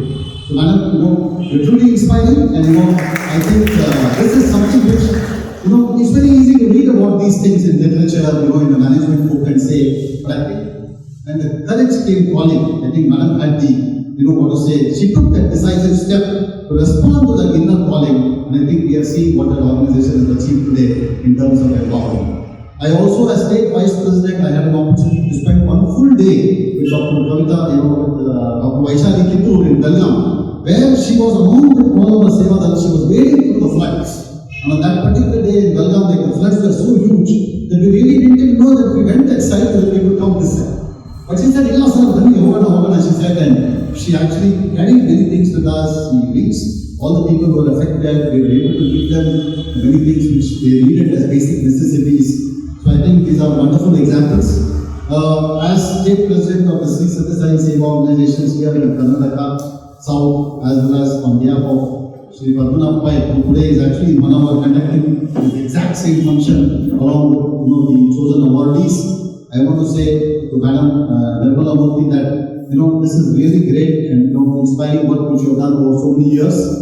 Kakappa sir is not there in this meeting, but in the last meeting which was conducted at the All India level with the state presidents, he actually had made a suggestion to the All India president that we should see whether every state in India can actually have an Easwaramma Puraskar. So I'm going to request you that you have so much accumulated experience with you, which I would like you to lend to our brothers and sisters, in other states of India, where we can actually, as Srimati Mamata said, we have to go in search of all these people who, as Bhagwan said, they're doing great work, but they're not speaking.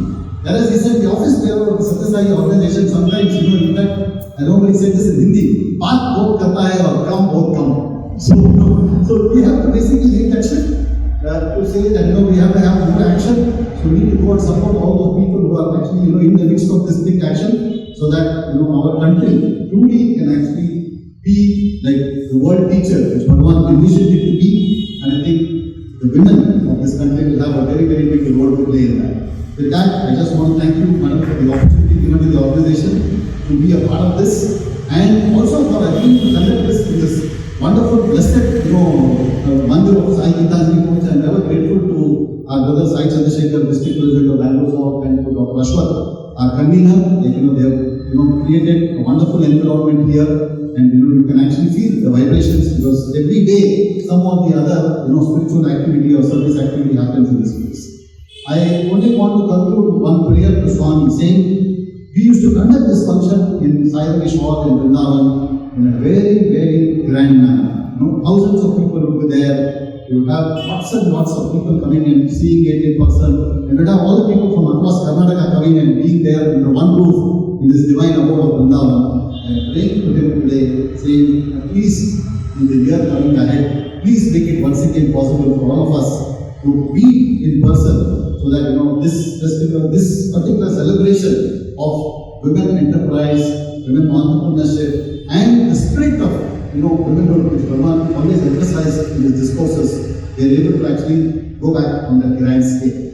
With all of this, let me congratulate each and every winner of the award. Wish them all the best. I'm sure Bhagwan's blessings are there with you, because he said in this land of power, whoever is doing anything within a selfless attitude, Bhagwan said, whether it is men or money or material or anything which you want. In fact, he said all of this, he says, are subordinate to that selfless attitude which you have. So I think each of you, in your mission, of selfless service, I want to pray for Bhagwan's blessings.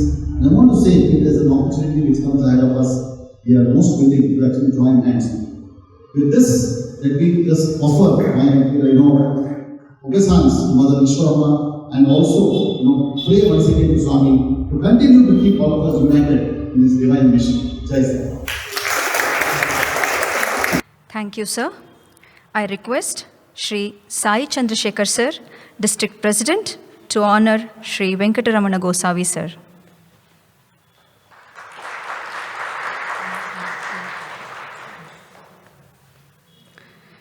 We express our gratitude to the convener of Sai Geetanjali, Dr. Ashwath sir, for his continuous support.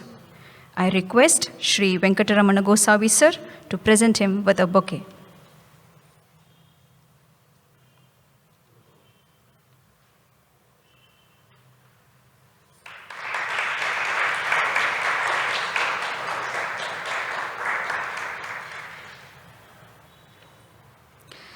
As a token of gratitude, now I request Shri Venkateramana Gosavi sir to offer the bouquet to Sai Chandrasekhar sir, District President.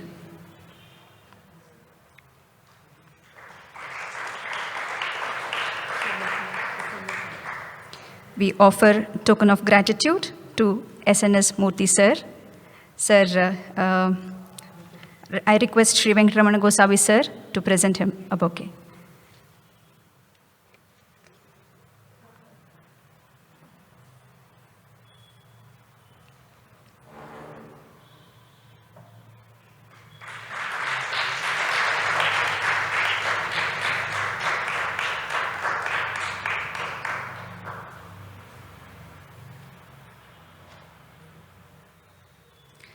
Thank you, sir.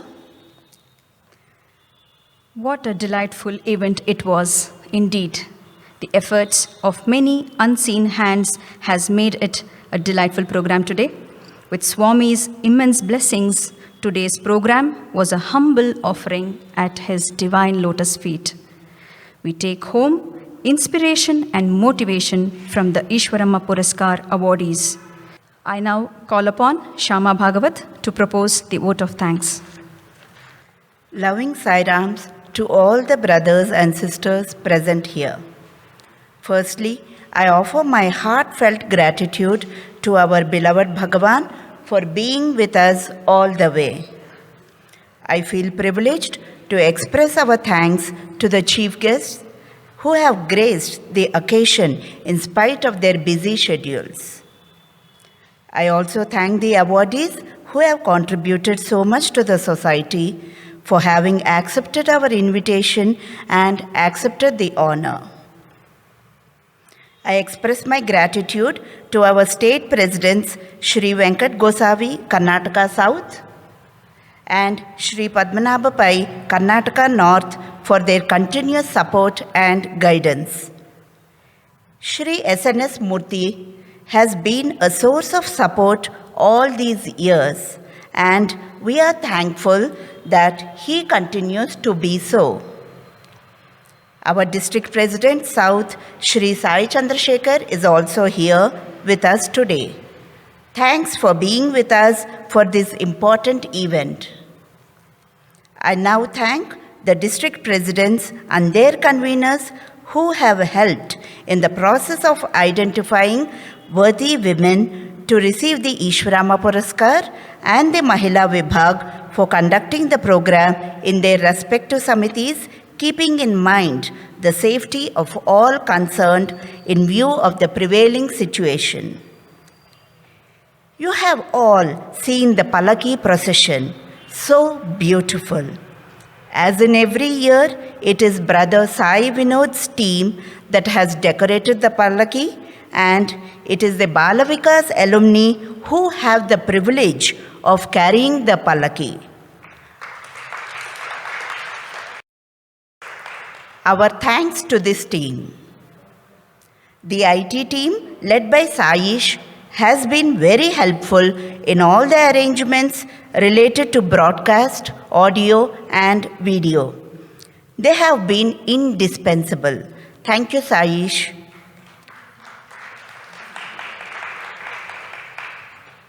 We have been fortunate to conduct the program at Sai Geetanjali, where our beloved Bhagwan has set foot multiple times. All thanks to the convener, Shri Ashwath, and each and every member of the Samiti who were actively involved in the arrangements.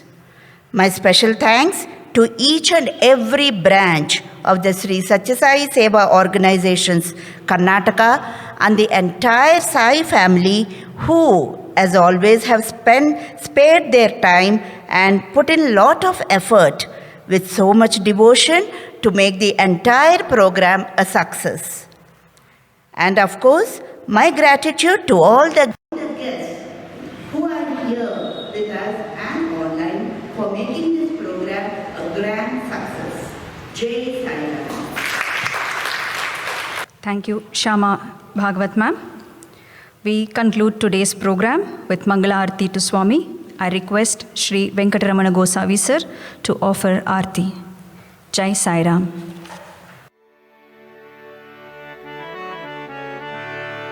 Om Jai Jagadish Hare Swami Satya Sai Hare Bhakta Jana Samrashaka Bhakta Jana Samrashaka Bhakti Maheshwara Om Jai Jagadish Hare Sashivadana Shrikara Sarva Pranapade Swami Sarva Pranapade Ashrita